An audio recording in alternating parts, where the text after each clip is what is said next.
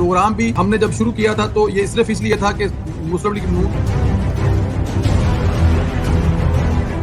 खास पर मरियम नवाज साहबा की जो आवाज है, मरियम नवाज जो है वो पाकिस्तान का मुस्तकबिल है। लोगों का दीवाना पार चाहना, लोग पीछे लगाए गए कि मियां साहब कॉपी सारे वजीर इनके लगे हुए हैं, लेकिन ये मुझे नहीं चुप करा सकते इंशाल्लाह। बड़ी कमजोर है, अगर मैंने उसको पकड़ा तो वो कहीं फौत ही ना हो जाए या उसे कुछ हो ना जाए। वो कौन है? वो परवेज खटक है। इमरान खान साहब एक बहुत गंदा खेल खेल रहे हैं। छोड़ के गया था तो एक मईशत जो थी वो 5,000 या 8% पे बढ़ रही थी। साहब मुझे बताएं, इसका कमीशन का सरबराह कौन था? मैं उनकी पॉलिटिक्स से भी बहुत खुश अभी तक।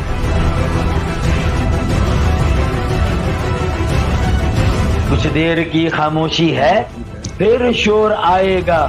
तुम्हारा सिर्फ वक्त आया है, हमारा दौर आएगा।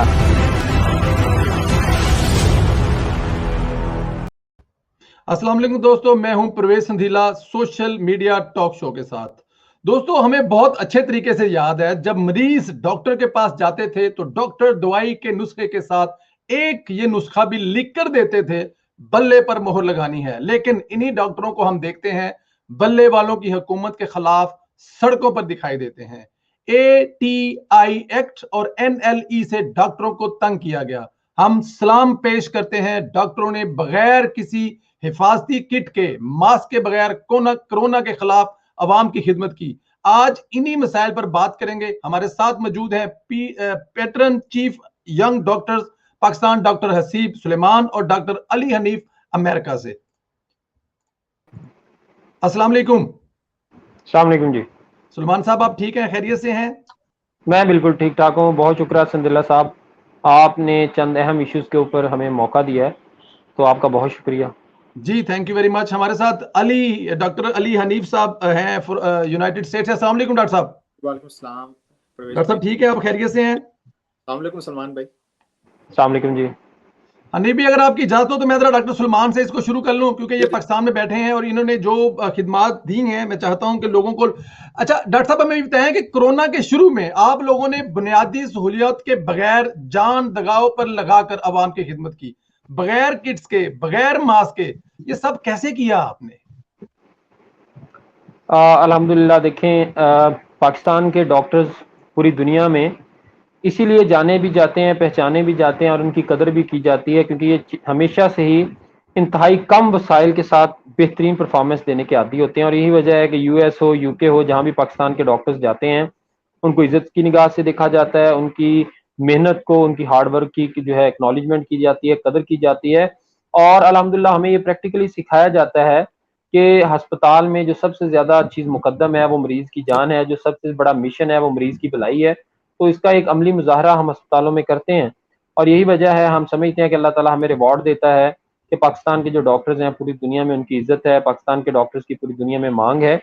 और कोविड में भी आपने देखा, जब हमारे पास पर्सनल प्रोटेक्टिव इक्विपमेंट्स नहीं थे और सामान, हिफाजती सामान नहीं था, मास्कों की कमी हो गई थी, पूरी दुनिया में ही हो गई थी जी। लेकिन ऐसे में पाकिस्तानी डॉक्टरों ने अल्हम्दुलिल्लाह फ्रंट फुट पे खड़े रहे। हमारे सैकड़ों डॉक्टर्स जो हैं, young doctors, senior doctors, corona में वो जो है वफात पा गए। हमारी नर्सिस ने कुर्बानियाँ दी, हमारे डॉक्टर्स की फैमिलीज को कोविड हो गया, लेकिन इसके बावजूद आपने नहीं देखा होगा कि पाकिस्तान में कहीं पे भी डॉक्टरों ने अपना काम छोड़ा हो। डॉक्टरों ने अल्हम्दुलिल्लाह इंतहाई नाकाफी वसाइल के साथ भरपूर खिदमात सर अंजाम दी। और आज आप देख रहे हैं कि दुनिया के चंद एक ममालिक जिन्होंने कोविड के खिलाफ बेहतरीन जंग लड़ी है, उसमें पाकिस्तान पहले नंबरों में है। पाकिस्तान दुनिया के चंद एक ममालिक जिनके पास इस हद तक कम वसाइल हों और इसके बावजूद वो इतना शानदार परफॉर्म करें, मेरा ख्याल पाकिस्तान जैसी मिसाल आपको कहीं नहीं मिलेगी। तो इंशाल्लाह ये हमारा मिशन है, ये बतौर एसोसिएशन हमारा मिशन है, यंग डॉक्टर्स एसोसिएशन पंजाब, ये बतौर पाकिस्तानी हमारा मोटो है और ये एज ए डॉक्टर हमारा ही सर्विसेज है। बिल्कुल ठीक है, बिल्कुल डॉक्टर साहब, अभी ये तो आपने हमें बिगिनिंग में बताया जो मसाइल थे। अभी राइट नाउ जो इस वक्त पाकिस्तान में कोरोना के लिए जो सहूलियात हैं, या कोरोना से जो मरीजों को कोरोना मेडिसिन लग रही है या लोग लगवा रहे हैं, अभी इस वक्त रिसेंटली क्या पोजीशन है सर? अब देखिए, अब तो हालात हम समझते हैं कंट्रोल में हैं। कौम ने बड़ी इसमें हेल्प की है, अवाम ने बड़ा सपोर्ट किया है। कि चंद लोग नहीं भी करते, there are the fraction of the society that will not support you, तो हमें उनको तो हम नहीं कर्ज करेंगे, लेकिन बहुत सारे लोगों ने बहुत अच्छा सपोर्ट किया, कम्युनिटी ने सपोर्ट किया, गवर्नमेंट ने एट द एंड जब हमने भरपूर एहतजाज किए, अपने इश्यूज को रिकॉर्ड करवाया, किसी हद तक उन्होंने हमारी बात सुनी, वैक्सीनेशन मुहैया हुई। तो अब इस वक्त तो सूरत हाल ये है कि चीज़ें कंट्रोल में है और इंशाल्लाह हम बड़े कॉन्फिडेंट हैं कि विल कंट्रोल द थिंग्स। अब ये हम समझते हैं चंद एक चीज़ें जो वतीरा है सरकार का, वो नहीं बहरहाल बदला। बहुत सारे हमारे डॉक्टर्स बेचारे अनपेड काम कर रहे हैं, बहुत सारे ऐसे डॉक्टर्स हैं जिनको इन्होंने डेली वेजेस पे हायर किया हुआ है, नर्सिस को डेली वेजेस पे हायर किया हुआ है, पैरामेडिकल स्टाफ की परमानेंट जॉब्स नहीं है, उन बेचारों को डेली वेजेस पे हायर किया हुआ है। और स्पेशली ऐसी वबा के दौरान जब वो अपनी जानों के नजराने दे रहे थे, जब वो कुर्बानियां पेश कर रहे थे, तो ऐसे में हम समझते हैं कि उनकी सर्विसेज को एक्नॉलेज करते हुए उन्हें एक बावकार रोजगार देना चाहिए था, लेकिन गवर्नमेंट ने अपनी रैयत नहीं बदली। जो माजी में होता था वही अब हो रहा है कि डॉक्टरों को, नर्सिस, पैरामेडिकल स्टाफ की जॉब सिक्योरिटी नहीं है, लाइफ सिक्योरिटी नहीं है, लाइफ इंश्योरेंस नहीं है, कुछ भी नहीं है, लेकिन इसके बावजूद अल्हम्दुलिल्लाह वो अपनी सर्विसेज परफॉर्म कर रहे हैं। बिल्कुल ठीक है। मैं डॉक्टर अली से इजाजत दीजिएगा, मैं जरा ये पूछ लूं, डॉक्टर साहब जरा आप मुझे बताएं, कोरोना के बिगनिंग के दिनों में जब कोरोना बहुत ज्यादा था, जाहिर है यूनाइटेड स्टेट ऑफ अमेरिका में, हॉलैंड में, यूरोप में सहूलियात भी ज्यादा थी, लोगों को अवेयरनेस भी ज्यादा थी, पता भी था क्या करना है, कैसे करना है, गवर्नमेंट भी सपोर्ट कर रही थी, लेकिन डेफिनेट पाकिस्तान के हालात बेहतर थे। अमेरिका में रहते हुए आपने पाकिस्तान के लिए, पाकिस्तान के डॉक्टरों के लिए कौन सी खिदमत अंजाम दी? आप लोगों का कांटेक्ट था यहाँ से वहां कुछ चीजें या किसी किस्म के किस तरह राब्ते थे अपने? जाहिर है जहाँ से आप पढ़ के आए हैं, जहां से आप आए हैं, वहां के लिए यहाँ बैठ के आप लोगों ने कुछ किया या बस हमारी तरह बैठ के बातें की थी? नहीं, ये आपका बड़ा एक इम्पोर्टेंट क्वेश्चन है। अल्हम्दुलिल्लाह, अल्लाह का शुक्र है कि अल्लाह पाक ने जब भी मौका दिया कम्युनिटी के लिए किया है। ये आज से पहले भी आपको याद होगा 2013 और 14 में सिंध में आई थिंक कहत की सिचुएशन थी थर्ड क्वार्टर में। उस वक्त भी सलमान भाई को भी पता होगा, यंग डॉक्टर्स ने वहाँ पे गए थे, तो वहाँ पे लोगों को उन्होंने ट्रीटमेंट किया, फिर हमने फंड इकट्ठा किया। अब जो ये सिचुएशन थी कोविड की early days in Pakistan, Salman भाई मेरे से ज़्यादा बेटर जानते हैं, 3 to 4 मंथ डॉक्टर्स को किट्स नहीं मिली, डॉक्टर के पास मास्क नहीं थे, बहुत बुरे हालात थे। अब यहाँ तक आपने हमसे पूछा हमने क्या किया, तो अल्हम्दुलिल्लाह आपको ने भी देखा होगा कि सोशल मीडिया पे लोगों ने हमारे बारे में काफ़ी, खास तौर पे मेरे बारे में काफ़ी हमारे दोस्त थे जिन्होंने बड़ा कुछ किया था डॉक्टर्स को। यहाँ से हमने मास्क भेजे, फंड इकट्ठे करके, तो हमने बहुत कुछ किया। मैं आपको बताया तो ये सिलसिला स्टार्ट हुआ था बिगिनिंग ऑफ द फरवरी में। 15 फरवरी के बाद मेरे अपने एक दोस्त हैं डॉक्टर अफजल, मेरे टीचर भी हैं, मेरे भाई की तरह हैं, वो खुद वहाँ पे थे, एमरजेंसी मेडिकल ऑफिसर थे, सॉरी वो ICU में मेडिकल ऑफिसर थे। तो उन्होंने मुझे कहा कि यार यहाँ पे ना सिचुएशन ये है कि इस टाइम तो हमारे पास ना मास्क है ना किट है। तो उन्होंने मुझे कहा कि यार तुम करो, क्योंकि इससे पहले भी मैंने और मेरे दोस्त थे ज़हीर कुरैशी, आजकल वो भी US से होते हैं, हमने एक ग्रुप बनाया हुआ था, मेडिकल ग्रुप, सलमान भाई को पता होगा फेसबुक पे। तो हम स्टार्ट से लेके 2010 से लेके 2015 तक हम जितने भी मेडिकल स्टूडेंट थे उनकी हम हेल्प करते थे। अगर किसी को कोई फाइनेंस का किसी को इशू है, किसी को वो करते हैं, किसी को कोई एग्जाम का प्रॉब्लम है, कोई स्टडी का प्रॉब्लम है, तो हमने फिर ये सोचा यहाँ पे बैठ के कि यार किस तरह इनकी हेल्प की थी। अब क्योंकि हमारे पास इतनी फंडिंग नहीं थी, ना कोई हमारे इतने बड़े डोनर थे, तो यहाँ पे जो कुछ हमारे दोस्त थे, जहाँ पे यहाँ पे डॉक्टर तोकीर आपको पता है, उनका एफिलिएशन PMLN से, उन्होंने बड़ी हेल्प की। एक डॉक्टर कैसर जलाल साहब है, मैं उनको जरूर मेंशन करूंगा, निस्टेरियन, और वो आजकल UK में सर्जन, उन्होंने हमें बड़ी फंडिंग दी। तो यहाँ पे हमने इकट्ठा किया फंड, और फिर वहाँ पे मैंने जो हमारे अपने दोस्त से बात थे उनसे पूछा। मुझे बड़े दोस्तों ने ये कहा कि यार तुम बैठे हो बाहर, यहाँ पे चीजें ना भेजो, क्योंकि आपको पता है अनफॉर्चुनेटली हमारे डॉक्टर्स में ग्रुपिंग बहुत है जी, डॉक्टर्स में इतनी ग्रुपिंग है कि लोग कहते थे यार अगर आप चीजें यहाँ भेजोगे तो डिस्प्लेस हो जाएंगे। लेकिन मैंने ये चीजें नहीं देखी, मैंने कहा नहीं यार चलो करते हैं। फिर मैंने फेसबुक पे, मेरे मैसेंजर पे ऑलमोस्ट अल्लाह का शुक्र है कोई 2 से 2500 के दरमियान, 2000 से 2500 के दरमियान मेरे फ्रेंड लिस्ट है जो डॉक्टर है। तो मैंने सबको मैसेंजर पे मैसेज कर दिया, मैंने ये नहीं देखा यार किसी से मेरी बनती या नहीं बनती, मैंने कहा यार किसी को कुछ चाहिए तो आप ले सकते हैं। उसके बाद मैंने अपने जो मेरे दोस्त थे वहाँ से मैंने उनसे पूछा, मैंने कंफर्म किया, मैंने कहा यार गवर्नमेंट आपको कुछ दे रही है, ईयरली डेज की बात है 3 to 4 मंथ में। तो उस वक्त हालात बहुत ख़राब थे, एक मास्क जो मिलता था वो मिलता था 3 से 4 हज़ार या 5 हज़ार के दरमियान। सलमान भाई इससे बेहतर जानती क्योंकि ये उधर थे N95 स्टार्ट डेज में। तो फिर मैंने स्टार्ट ये किया, मैंने अपने दोस्त हैं मेरे डॉक्टर उमर से, वो एनेस्थेटिस्ट हैं यहाँ से, अब उन्होंने अपनी ट्रेनिंग खत्म की है शेख ज़ैद में। तो मैंने उनसे गया, मैंने कहा कि यार उमर भाई क्या कि कोई किट्स वगैरह हैं आपके पास? वो कहते हैं कि भाईजान कोई है ही नहीं, हमारी हेल्प करें। तो वहाँ से मैंने फिर यहाँ से मास्क, किट्स, क्या कहते हैं, गोगल्स, उसके अलावा शील्ड हमने सबसे पहले हमने दी ये शेख ज़ैद हॉस्पिटल लाहौर। उसके बिल्कुल ठीक, मैं आप लोगों ने जो हेल्प की इसमें कोई शक नहीं है, वो डेफिनेटली उसका वो अल्लाह ताला की पूरा कंप्लीट करना इसको जी। हमने वहाँ पे दी शेख ज़ैद लाहौर में, फिर हमने दी चिल्ड्रन हॉस्पिटल जो कि लाहौर का सबसे बड़ा हॉस्पिटल है बच्चों का, उसकी आईसीयू वार्ड में। उसके बाद हमने दी क्या कहते हैं हॉस्पिटल की कार्डियक वार्ड में। उसके अलावा हमने आज़ाद कश्मीर की जो थी वहाँ पे दी है, जो वहाँ के YDA के प्रेसिडेंट थे। फिर हमने फैसलाबाद में जो YDA के प्रेसिडेंट उनको दिया। फिर हमने निश्तर दिया, निश्तर हॉस्पिटल जो इस वक्त जनूबी पंजाब का सबसे बड़ा सेक्टर है। हमने फिर करोड़ ईसा पंजाब की वो तहसील है लिया की जो कि एन पे है इंडस्ट्री, उनको दी। उसके बाद हमने KPK में ये जो है क्या कहते हैं आपका हयाताबाद मेडिकल कॉम्प्लेक्स यहाँ पे मर्दान में। उसके बाद हमने फैसलाबाद, ओकारा, जहाँ जहाँ लोग पहुँच सकते थे हमने दिया। और फिर हमने यहाँ पे जो हमारे KPK में एक लॉयर भी हैं सैफुल्लाह काका खेल साहब, वो केसेस भी ह्यूमन राइट्स के लड़ते हैं, हमने उनको भी दी। और वहाँ से फिर वो उन्होंने सामान जाके जो ट्राइबल एरियाज है वहाँ पे दिए। उसके अलावा कोई ऐसा एरिया नहीं था जहाँ पे हमने टच नहीं किया। अल्हम्दुलिल्लाह सर्विस हॉस्पिटल हो गया, सलमान भाई भी इस बात के गवाह हैं, सर्विस हॉस्पिटल में, अलाइड हॉस्पिटल फैसलाबाद, मुल्तान में निश्तर, उसके अलावा यहाँ पे सियाल शरीफ, और फिर जो मेरा अपना parent institute Akhtar Saeed medical dental college जहाँ से मैंने किया, वहाँ पे मैंने अपने प्रोफेसर को दिया। कोई भी ऐसा हिस्सा नहीं था, सब कराची के अलावा हमने हर जगह किट्स दी हैं। बिल्कुल ठीक, हर बंदे कायदा बेहतरीन हमने किट्स, और वो भी बेहतरीन N95 मास्क, उसके अलावा क्या कहते हैं हमने ये गोगल्स, शील्ड बेहतरीन किस्म का। तो ये बिल्कुल ठीक है, बिल्कुल ठीक है। ये जी अल्लाह ताला की ज़ात आपको इसका अजर जरूर देगा। मैं डॉक्टर साहब सुलेमान डॉक्टर साहब, ये क्योंकि इस वक्त सबसे देखा जाए तो पाकिस्तान में डॉक्टर के मसाइल जो है ना वो बहुत ज्यादा जो हमें नजर आते हैं। ये पेशा इस वक्त जवाल का शिकार है क्यों? हेल्थ सेक्टर की तबाही का जिम्मेदार कौन है?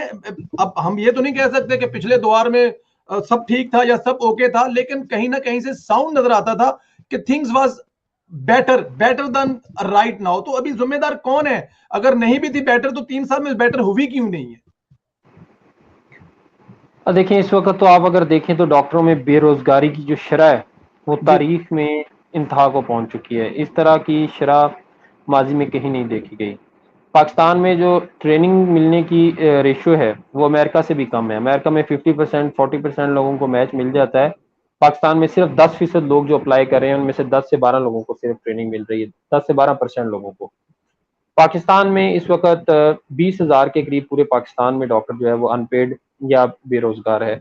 और उसकी सबसे बड़ी वजह यही है कि Pakistan medical and dental council में पहले जो नॉन इलेक्टेड लोग बैठे हुए थे, सिलेक्टेड लोग काबिज थे, और उसके बाद उसी रैयत को बरकरार रखते हुए, उसी सोच को बरकरार रखते हुए इमरान खान साहब ने जो अगेन सेलेक्टेड लोग, नॉन इलेक्टेड लोग, सिफारशी लोग जो बिठा दिए हैं। तो पहले जो एक सिलसिला तबाही का चला आ रहा था वो अगर आप देखें मौजूदा दौर में उसकी ग्रेविटी इंक्रीज हो गई है, और मौजूदा दौर में मौजूदा गवर्नमेंट के पास सोल्यूशन जो है पहली गवर्नमेंट से भी कम है। आज हालात ये होते हुए दिखाई दे रहे हैं कि पहले हमारे हर 6 माह बाद को 1500 डॉक्टरों को ट्रेनिंग अगर पंजाब में मिल रही थी, तो अब सिर्फ और सिर्फ 600 या 700 लोगों को ट्रेनिंग मिल रही है। जॉबलेसनेस की ये सूरत हाल है कि पंजाब की आखिरी तहसील में अगर 10 सीटों की ऐड आती है तो वहाँ पे 2000 डॉक्टर्स जो है अप्लाई करने पहुंच जाते हैं। जबकि दूसरी तरफ अगर आप देखें, ऐसा नहीं है कि हमारे यहाँ डॉक्टर्स की ज्यादती है, ऐसा नहीं है कि हमें डॉक्टर्स की जरूरत नहीं है, बल्कि अगर आप हुकूमत के स्टेटिस्टिक्स देखें तो हुकूमत ये कहती हुई दिखाई देगी कि डॉक्टरों की शदीद कमी है। हुकूमत ये कहती हुई दिखाई देगी कि हम अस्पताल इसलिए नहीं बिल्ड कर सकते क्योंकि ह्यूमन रिसोर्स ना काफ़ी है। इस वक्त अगर आप देखें तो पाकिस्तान में 1000 अफराद को भी एक डॉक्टर मुयसर नहीं है। BHUs, THQs, डिस्ट्रिक्ट हेडक्वार्टर्स और टीचिंग अस्पतालों में डॉक्टरों की जो स्लॉट्स हैं, डॉक्टरों की जो नौकरियां हैं, नर्सिस पैरामेडिकल स्टाफ की नौकरियां वही हैं जो 1996 में आखिरी दफा अपडेट हुई थी, और उसके बाद अब तक इनमें तादाद में इजाफा नहीं किया जा सका। आज भी हमारे BHUs में 8 से 2 बजे तक डॉक्टर्स मौजूद होते हैं और उसके बाद वहाँ पे डॉक्टर्स की स्लॉट्स ही नहीं है। RHCs को आज भी उतने नंबर ऑफ डॉक्टर्स के साथ रन किया जाता है जो 1990s में था। हम ये समझते हैं कि एक तरफ तो गवर्नमेंट ने स्टैंडर्ड ऑफ हेल्थ को बेहतर करने में कोई काम नहीं किया, दूसरी तरफ डॉक्टरों के हालात को बेहतर करने में कोई काम नहीं किया, और तीसरी तरफ जो एक MTI एक्ट लाया जा रहा है जिसमें ऑलरेडी कम वसाइल वाले अस्पतालों का एक बड़ा फ्रैक्शन जो है वो गरीब मरीजों से छीन के उन लोगों को दिया जा रहा है जो कि पेइंग कैपेसिटी भी रखते हैं और जो इससे कबल अपना इलाज प्राइवेट अस्पतालों से करा रहे थे। लेकिन सरकार ये चाहती है कि वो भी लोग आके पैसे दे के सरकारी अस्पतालों से इलाज कराएं, और अब अस्पतालों के बहुत सारे बेड्स की तादाद जो है उनके लिए मुख्तस की जा रही है। और हम ये समझते हैं कि ऐसा करने से जो गरीब मरीजों के नंबर ऑफ बेड्स हैं वो कम हो जाएंगे, जो गरीब मरीजों की सहूलियात हैं वो कम हो जाएंगी। और इस वक्त पंजाब भर के अस्पतालों में, पंजाब क्या KPK के अस्पतालों की बात कर लें, आप बलूचिस्तान के अस्पतालों की बात कर लें, इवन सिंध के अस्पतालों की बात कर लें, मुफ्त अद्वियात की शदीद कमी है। और ये हमने देखने में आया कि जैसे ही इलेक्शन के साल करीब आते हैं तो अस्पतालों में अद्वियात जो है वो भरती जाती हैं, और जैसे इलेक्शन खत्म हो जाते हैं तो अद्वियात भी खत्म हो जाती हैं। इस वक्त ना यहाँ पे मरीजों का कोई पुरसाने हाल है, ना डॉक्टर और तिब्बी अमले को पूछने वाला है, और सारे का सारा शोबा सेहत जो है वो इस वक्त यतीम हो चुका है। इनकी दाद रसी करने वाला कोई नहीं है। और हम ये समझते हैं कि इस वक्त जितने बुजरा हैं इनके महकमा सेहत से रिलेटेड हैं, और स्पेशली जो इनकी ब्यूरोक्रेसी है उनके अंदर ना तो विल पावर है, ना मसाइल को समझने की सलाहियत है, और ना ही उनके कोई एक्सपीरियंसेस है माजी में। इन्हें ये चाहिए कि जो तिब्बी अमले हैं, जो एक्सपीरियंस्ड लोग हैं, जो इस शोबे से ताल्लुक रखने वाले लोग हैं और जिनका इससे बेपना एक्सपीरियंस है, उनसे फायदा उठाएं और उनकी गाइडेंस में अपनी पॉलिसीज बनाएं, बजाय इसके कि ये जो पॉलिसीज USP में इमरान खान साहब के कजन नौशरमा बरकी US से भेजते हैं, अमेरिका से वो महीने में एक दिन आते हैं और वो US के बनाए हुए लॉज हमें USP में डाल के दे जाते हैं। हमें पाकिस्तान गवर्नमेंट को और पंजाब गवर्नमेंट को पहले तो 6 महीने उन लॉज की समझ नहीं आती, फिर वो अमरीकी वकला को बुला के उसकी तशरीह कराई जाती है और फिर अगले 6 माह में उनको इम्प्लीमेंट किया जाता है, और फिर ये होता है कि उसकी इम्प्लीमेंटेशन में 2-2, 3-3 साल लग जाते हैं। अभी तक मेडिकल टीचिंग इंस्टीट्यूशन एक्ट को पंजाब हुकूमत नहीं समझ सकी, पंजाब असम्बली नहीं समझ सकी, अभी तक वो उसकी जो कानून की तशरीह है वो सही अंदाज में नहीं हो सकी। और ये जो कहते थे कि हम गवर्नमेंट डॉक्टरों को, नर्सिस, पैरामेडिकल स्टाफ को क्रश करके MTI ले आएंगे, तो उन्हें शायद पता नहीं था कि इतने नाहल हैं कि इनसे MTI भी सही तरह से नाफज नहीं हो रहा, क्योंकि MTI में इतनी खामियां हैं। MTI इस हद तक तबाहकन सिस्टम है कि अगर ये इन्होंने पंजाब में लगाया तो पंजाब का हेल्थ सिस्टम उसी तरह तबाह कर देंगे जिस तरह इन्होंने KPK का किया। KPK में चूंकि मीडिया नहीं था, KPK की आबादी कम है, तो वहां पे इश्यूज हाईलाइट नहीं हुए, तो इनको ये बात अंदाजा नहीं है कि पंजाब में तो लोग इनको एक कदम नहीं चलने देंगे। पंजाब की अवाम मुफ्त इलाज की आदी है, स्पेशली लाहौर में।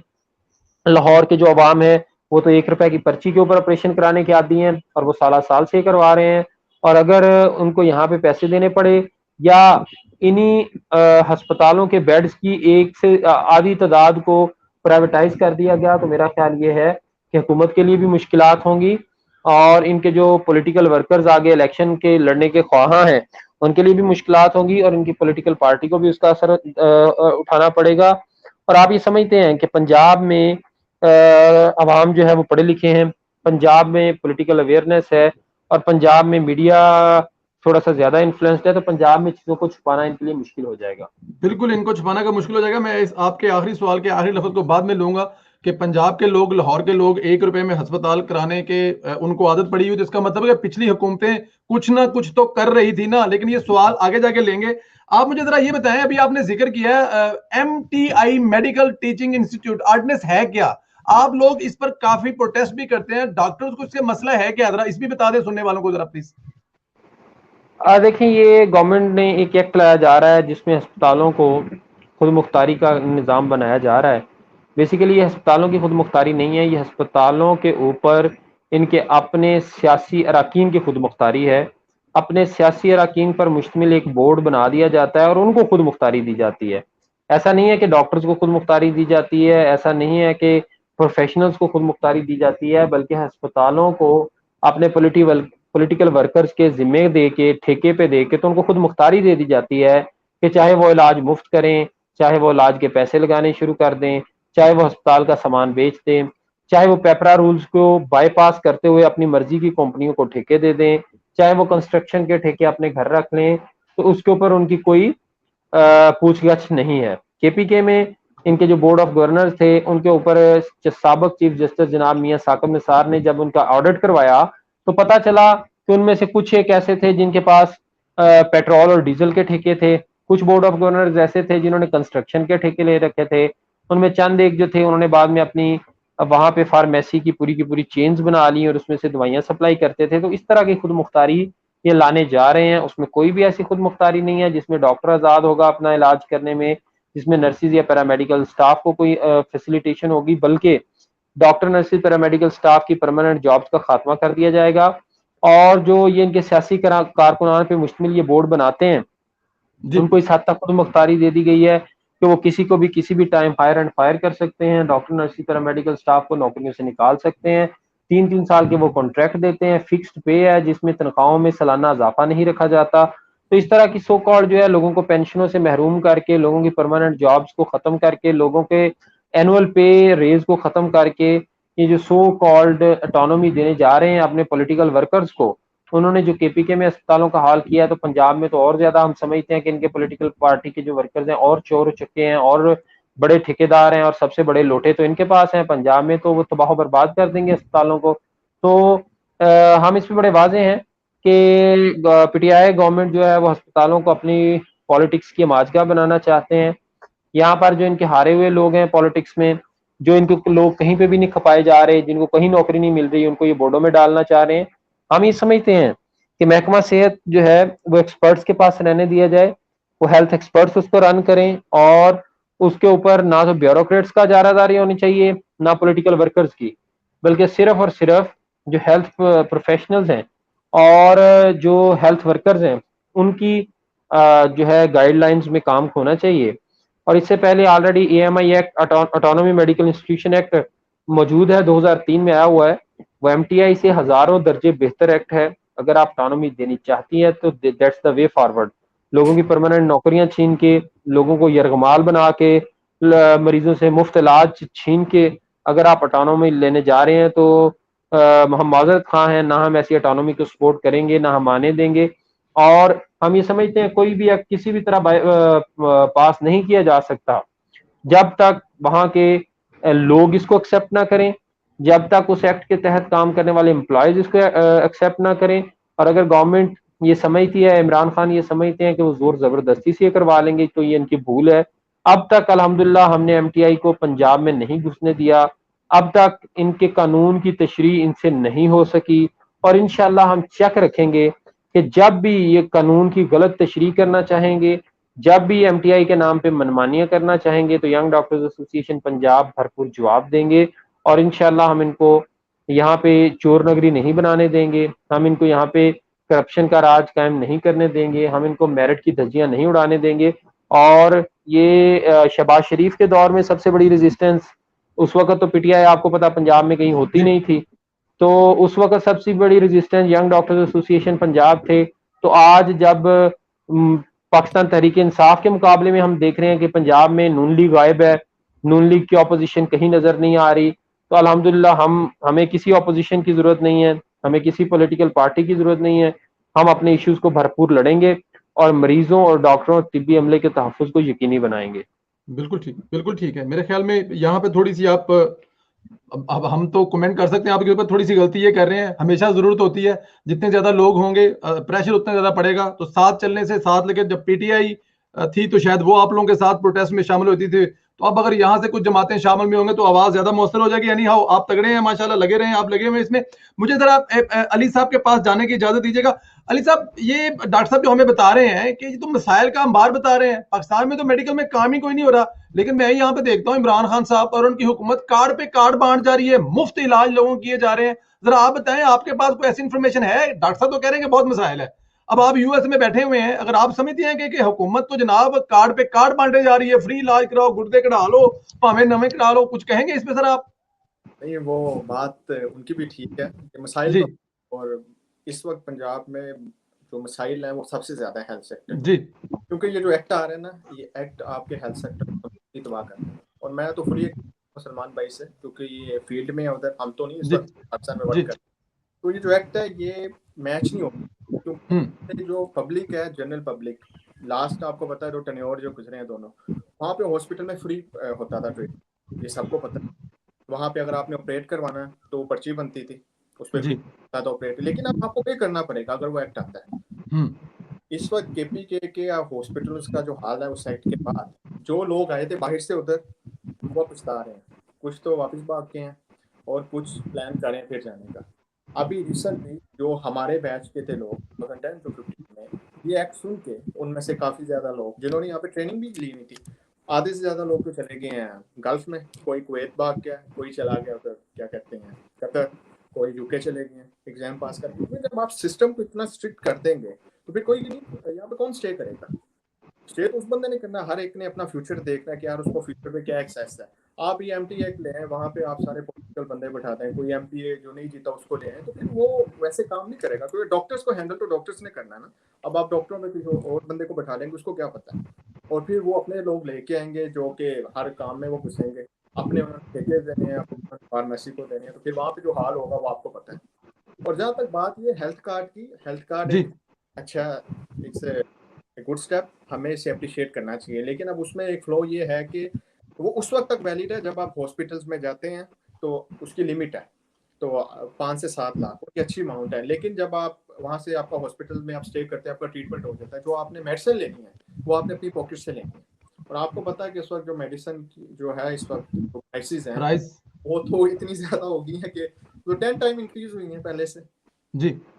तो वो तो फिर पेशेंट के जो लोग हैं, जो गरीब लोग हैं, चले वहाँ पे किसी का ऑपरेशन हो गया ठीक है, उसके बाद जो मेडिसिन होनी है, अब आपको मैं एक एग्जांपल देता हूँ, ये जो लास्ट शहबाज शरीफ साहब के टाइम पे जो कैंसर की मेडिसिन होती थी वो फ्री में लगती थी उनमें से काफ़ी, लेकिन अब वहाँ पे भी बुरा हाल हो गया, वो भी आपको नहीं मिलती अनमोल में। मैं ये सवाल में जरा, ये मेडिकल फ्री वाला जो सवाल है मैं डॉक्टर सलमान साहब से करूंगा ग्राउंड पे, तो जरा हमें तरीके से गाइड कर देंगे अगर इजाजत है तो। डॉक्टर साहब मैंने एक तो आपसे ये पूछना है कि आपने हमें एमटीआई का तो बता दिया, एनएलई,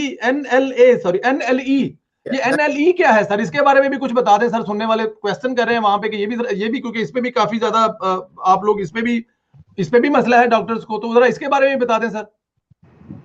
सर ये एक एग्ज़ाम इंट्रोड्यूस कराने जा रही है पाकिस्तान तहरीक इंसाफ की हुकूमत, नेशनल लाइसेंसिंग एग्ज़ाम।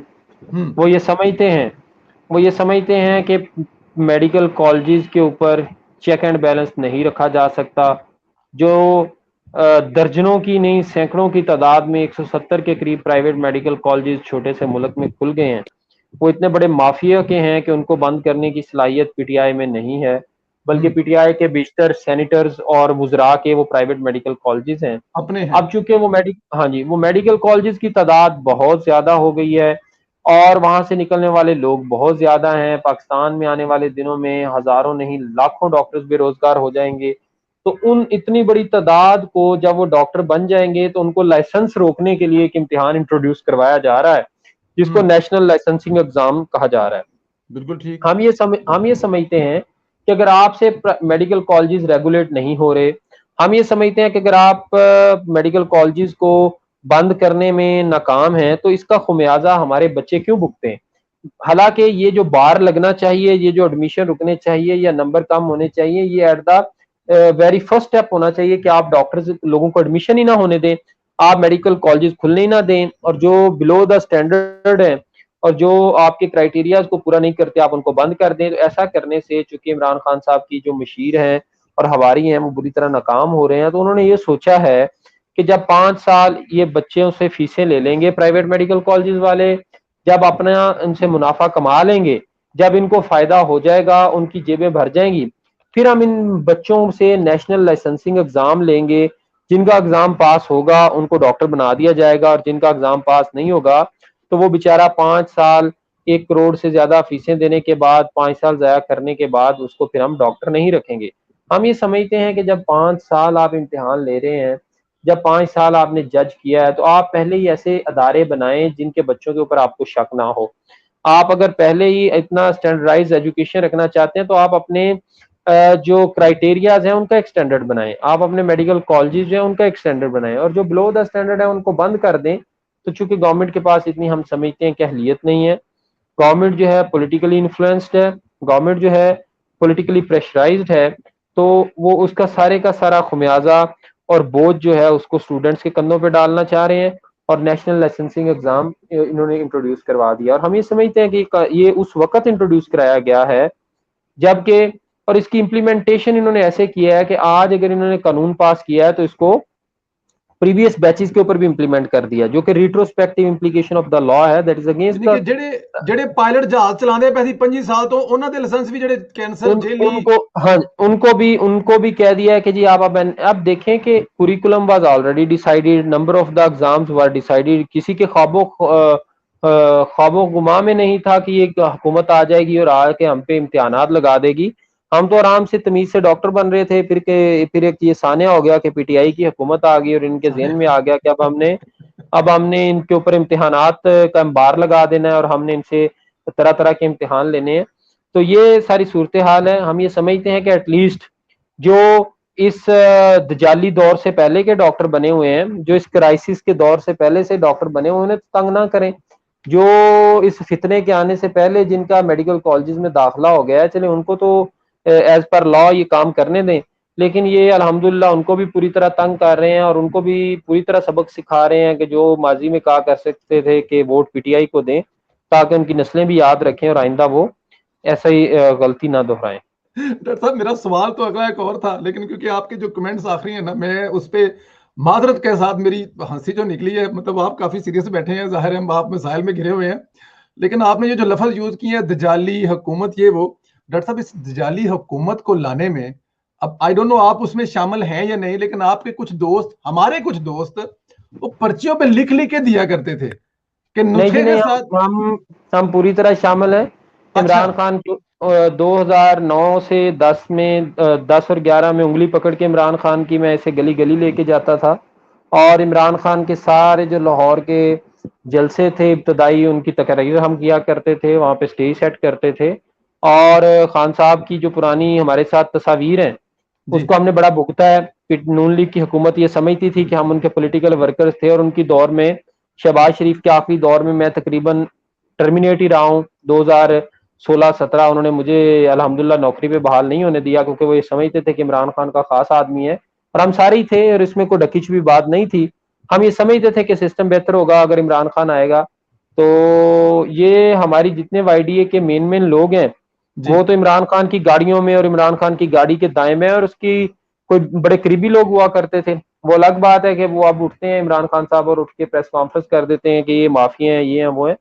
तो बहरहाल इस माफिया का इमरान खान को हुकूमत में लाने में बड़ा रोल है और हम ये अपनी गलती सरेआम तस्लीम भी करते हैं और माजी में भी करते आए हैं और आगे भी इंशाल्लाह हमने ये ऐलान किया है कि हम जो है इसका खुमियाजा करें, जो है ना जो भुगता है हमने, हम इसको इंशाल्लाह अपने गुनाहों को धोएंगे। डॉक्टर साहब, अपनी गलती मानने वाला इंसान दुनिया का कामयाब तरीन इंसान है। अल्लाह ताला की ज़ात को हिम्मत दे, हौसला दे। हमारी दुआएं भी आपके साथ हैं और इंशाल्लाह ताला हम लोग जो अपने 2 लोग सुने, 10 लोग सुने, मिलियन सुने, इंशाल्लाह ताला आपकी आवाज़ जो है पूरी दुनिया को सुनाएंगे, पार्टियों से हट गए, क्योंकि माशाल्लाह मसीहा हैं आपके कौम के, आप जिस तरह काम करें। डॉक्टर साहब, इसी ज़मन में एक और सवाल है, वो भी ज़रा जवाब दें। डॉक्टर साहब, कभी हुआ है किसी पेशेंट ने आके कहा हो कि तुसी दित्तियां हैं पर्चियां लिख के ते असी वोट पांदे हैं ते साडी भी असी भी हुण तबाह हो गए? कभी कोई ऐसे भी लोग दोबारा मिले हैं आके जिनको लिख के देते थे पर्चियों पे? नहीं, ऐसा तो बहरहाल नहीं हुआ। पाकिस्तान के अवाम आपको पता है बेचारे बहुत ज्यादा लिटरेट नहीं है। पाकिस्तान के अवाम तो वही बिलीव कर रहे होते हैं जो टीवी पे दिखाया जा रहा है, जो सोशल मीडिया पे दिखाया जा रहा है। और पाकिस्तान के अवाम को तो अब ये यकीन दिला दिया गया है कि अगले 10 साल भी शायद यही जो सरकार है उनको पर मुसल्लत कर दी गई है और उन्होंने इनको भुगतना है। तो पाकिस्तानी अवाम तो बहरहाल शायद ज़हनी तौर पे इसकी तैयारी कर रहे हैं, लेकिन हमने बहरहाल अपने कानों को हाथ लगा लिए हैं और हम बतौर कम्युनिटी और बतौर डॉक्टर कम्युनिटी, मैं बात KPK की कर रहा हूँ, इस्लामाबाद, पंजाब, बलूचिस्तान, हम सब ने ये मुतफिका फैसला किया है कि ये हमने बहुत बड़ी गलती की थी पॉलिटिकल पार्टी को सपोर्ट करके, और इंशाल्लाह हम आइंदा ऐसा गुनाह नहीं करेंगे। बिल्कुल ठीक है, बिल्कुल। डॉक्टर साहब, मैंने आपसे 2 सवाल और बड़े इंपॉर्टेंट करने में, अली साहब से एक सवाल। अली साहब, आजाद कश्मीर से हैं, तो आजाद कश्मीर के डॉक्टरों के मसाइल कुछ मिलते जुलते हैं, सेम ही है या वहां पे कोई हालात बेहतर है? पहले मैं NLE पे जरा बात करना चाहूंगा। जी जी। बात से पूरा मुतफिक हूँ। ये जो NLE है, ये बेसिकली आप ये देखें 5 साल हम एक एग्जाम देते हैं, हमारे सब स्टेजेस होती हैं, हमारे प्रोफेशनल होते हैं जो कॉलेज के स्टैंड अप, और फिर वहाँ पे जाके हमने यूनिवर्सिटी का देना, यूनिवर्सिटी ऑफ जो हेल्थ साइंस। इतना मुश्किल वहाँ का एग्जाम होता था, हमने 5 साल करके फिर हम हाउस जॉब करते थे। अब इन्होंने 5 साल के बाद फिर एग्जाम रख दिया, और उसमें ये देखें कि उसके जो परसेंटेज है पासिंग वो 70% है। 70% पासिंग है, जो कि प्रोफेशनल जो हमारे एग्जाम थे उसका पासिंग रेट 50% था। तो अगर आप वो फेल हो जाते हैं तो आपको लाइसेंस नहीं मिलेगा। और उसमें भी आप ये देखें कि ये जो अपोजिशन है जो मौजूदा, ये इतनी नाहल नखट्टू अपोजिशन है कि पाकिस्तान की या तारीख अगर उठा के देख लें, इससे नाहल आपको अपोजिशन नहीं मिलेगी। ये चीज़ हुई है जब इन्होंने ये बिल पास किया, क्या कहते हैं, NLE का, अपोजिशन ने बाइकआउट कर दिया था। ये भाग गए हैं। इनका हमेशा से ये काम है, जहाँ पे भी कोई काम की चीज होती है ये अटेंड नहीं करते या ये बाइकआउट कर देते हैं। अब यहाँ पे साइंस उन्होंने ये खेली कि उनको पता था कि अगर ये ओपोजिशन बाइकआउट कर देगी तो ये बिल ये लेके जाएंगे ऑनरेबल, ये क्या कहते हैं, इस्लामाबाद हाई कोर्ट में। और वहाँ पे जस्टिस अतर मनुल्लाह साहब, आपको पता है कि वो पार्लियामेंट के, उनका जो ट्रैक रिकॉर्ड है, इज ए ग्रेट मैन और बड़े ऑनरेबल आदमी, ऑनेस्ट आदमी, वो इस चीज़ों में नहीं पढ़ते। वो कहते हैं कि ये आपका मैटर आप खुद ही सॉल्व करें। और इसमें एक और बड़ी इंपॉर्टेंट चीज़ है, जो स्टूडेंट आर्म फोर्सेस आर्मी के इंस्टीट्यूट से डॉक्टर बनते हैं, वो इससे उनको एग्जेम्पशन है, वो ना दें, वो नहीं दे सकते। ये दोबारा ये वाली बात दोबारा कीजिएगा प्लीज। अगर मैं आर्म इंस्टीट्यूट से मैं पढ़ा हूँ, मैं आर्मी मेडिकल कॉलेज का ग्रेजुएट हूँ, तो मेरे पे ये लागू नहीं है कि मैं ये एग्जाम दूँ, मुझे एग्जाम बस वो गलत हो गया था ना, कायदे आजम जो है वो मतलब के गलत लोगों की जमीन पे पाकिस्तान बना गए थे ना सर। देखिए एग्जाम्पशन, यही तो मसला है हमारा, ये कि अगर आपने रूल करना तो फिर इक्वल करें, और ये तबाह कर देगा। मैं आपको आज गारंटी से ये बात कर रहा हूँ, जो भी फ्रेश ग्रेजुएट होगा, कोई भी, वो कहते हैं ना, nobody will gonna stay, कोई भी स्टे करेगा, जिसको भी चांस मिलेगा निकल जाए, जिसको जो मौका देखेगा वो चले जाएगा। और ये NLE जो सिस्टम है, ये टोटली एक नॉनसेंस एग्जाम है, इसकी जरूरत ही नहीं थी। आप देखें पूरी दुनिया में ये होता है, अगर हम USMLE, यहाँ पे एग्जाम होता था USMLE जो हमने पास किया था, अब USMLE भी एक बड़ा डिफिकल्ट एग्जाम था, यहाँ पे भी इन्होंने इसको इजी कर दिया। एक इनका पार्ट था उसको खत्म कर दिया, एक एग्जाम में पास फेल कर रहे हैं। और जो भी ये चीज इंप्लीमेंट करते हैं, अगर आपने NLE इंप्लीमेंट करना है तो भाई वो 3-4 साल बाद लगाएं, और पिछलों को उससे एग्जेम्पशन दें, क्योंकि पिछले तो गुजर गए हैं, अब आप उन पे क्यों डाल रहे हैं? अगर आप ये डालेंगे तो जो पिछले लोग हैं उनको भी अगर चांस मिलेगा। अब ऐसे ही है, पिछले साल आप देख ले, पंजाब से कोई 30,000 के करीब डॉक्टर्स गए हैं बाहर, जो UK गए हैं। तो ये कंडीशन है इस वक्त। और ये जो NLE है, ये टोटली एक सिंपली एक नॉनसेंस ये एग्जाम है, इस एग्जाम की तुक्की नहीं बनती। ये क्या कि 5 साल हम वो भी, इसका मतलब ये है कि आप तो जो आपके अंडर इंस्टीट्यूट है, जो PMDC, पहले तो उन्होंने PMDC को खत्म किया, उसको PMC ले आए, अब उसका तुक्की नहीं था PMDC को खत्म करने का। इसका मतलब ये है कि PMDC टोटली फेल है, वो रेगुलेट ही नहीं कर सकते, या उनको ये पता है जो हमारे नीचे जो मातहत इदारे हैं वो सारी करप्ट है, उनसे नहीं काम हो सकता, ये उनका भी फेलियर है। यहाँ पे मैं ये समझता हूँ कि जो इंसाफ मेडिकल फेडरेशन, जो PTI का डॉक्टर विंग है, इससे इनसे ये जरूर पूछा जाएगा, आज नहीं तो आगे के, भाई आप तो यहाँ पे थे, क्या कहते हैं, आप तो डॉक्टर्स के बड़े बनते थे, आप पे PT वो करेगी, आपने क्यों रेजिस्टेंस शो नहीं की? और उसका इनको एक, मैं आप मजे की बात तो नहीं, सलमान भाई जानते होंगे, लास्ट नवंबर को इमरान खान साहब आए थे लाहौर में, इन्होंने इंसाफ मेडिकल कन्वेंशन का एक बहुत बड़ा जलसा किया था। वहां पे गिनती के 50 से 100 डॉक्टर था, और जो दूसरे लोग थे वो सारे इधर उधर से थे, कोई क्या कहते हैं पंजाब गवर्नमेंट का कोई एम्प्लॉयर आया हुआ, कोई किसी का सेक्रेटरी आया। ये इस वक्त इनकी कंडीशन है कि जो इन्होंने, सरकारी जलसे इसी तरह के होते हैं, सरकारी जलसे कोई भी करे इसी तरह, उसमें ट्रैफिक किसी तरह की फुल की जाती है। ये चीज है कि ये देख ले कि ये, और ये जो इंसाफ मेडिकल फेडरेशन जो है, इनसे पूछा जाएगा। आज नहीं, मैं आपको एक और बात बता दूं कि जब हमने किट्स दी थी कोरोना में, जो डिस्ट्रीब्यूट की थी, जो इंसाफ मेडिकल फेडरेशन के लोग, वो मुझे मैसेज करते थे कि यार हमें भी भेजो, हमें तो कुछ नहीं मिल रहा, लोग हमें दे नहीं रहे, कि ये उनके अपने लोगों को कुछ नहीं मिला।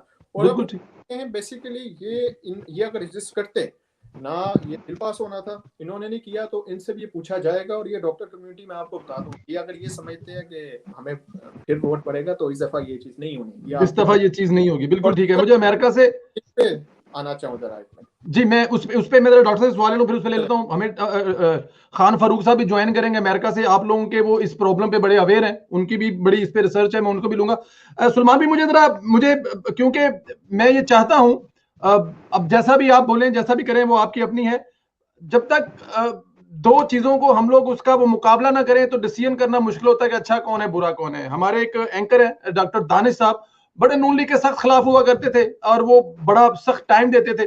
अभी उनसे जब हम पूछते हैं कि भैया आप तो पीटीआई, तो कह रहे हैं कि जब तक हम अभी देखा नहीं था इन लोगों को, अभी आपने पीटीआई को नहीं देखा था, इमरान खान को नहीं देखा था, आपने अंधाधुंध इनकी हमायत की, जलसे किए, जुलूस किए, सारा कुछ की बात समझ आती है। अब अगर आप दोनों के दौर हुकूमत को देख लें, पिछले 10 देख लें या उससे पहले का दौर देख लें और मौजूदा देख लें, तो कुछ थोड़ा बहुत नंबरिंग करें, कुछ थोड़ा बहुत बताएं कि कुछ बेटर थे, कुछ बेहतर थे, मेडिकल दवाइयों के हवाले से, फ्री टेस्ट के हवाले से, कुछ इस किस्म की मिसालें, इस किस्म की चीजें हम सुनते थे, तो इसके बारे में सुनने वालों को कुछ बताए थे, मतलब बेटर थे या नहीं थे या सेम थे या कुछ बेहतर थे? देखें जी, बात यह है कि मियां नवाज शरीफ साहब और शहबाज शरीफ साहब के जो दौर के इब्तदाई साल थे वो बहुत बुरे थे, डॉक्टर्स के लिए भी, मरीजों के लिए भी, और एंड के सालों में उन्होंने बहुत बेपनाह काम भी किया।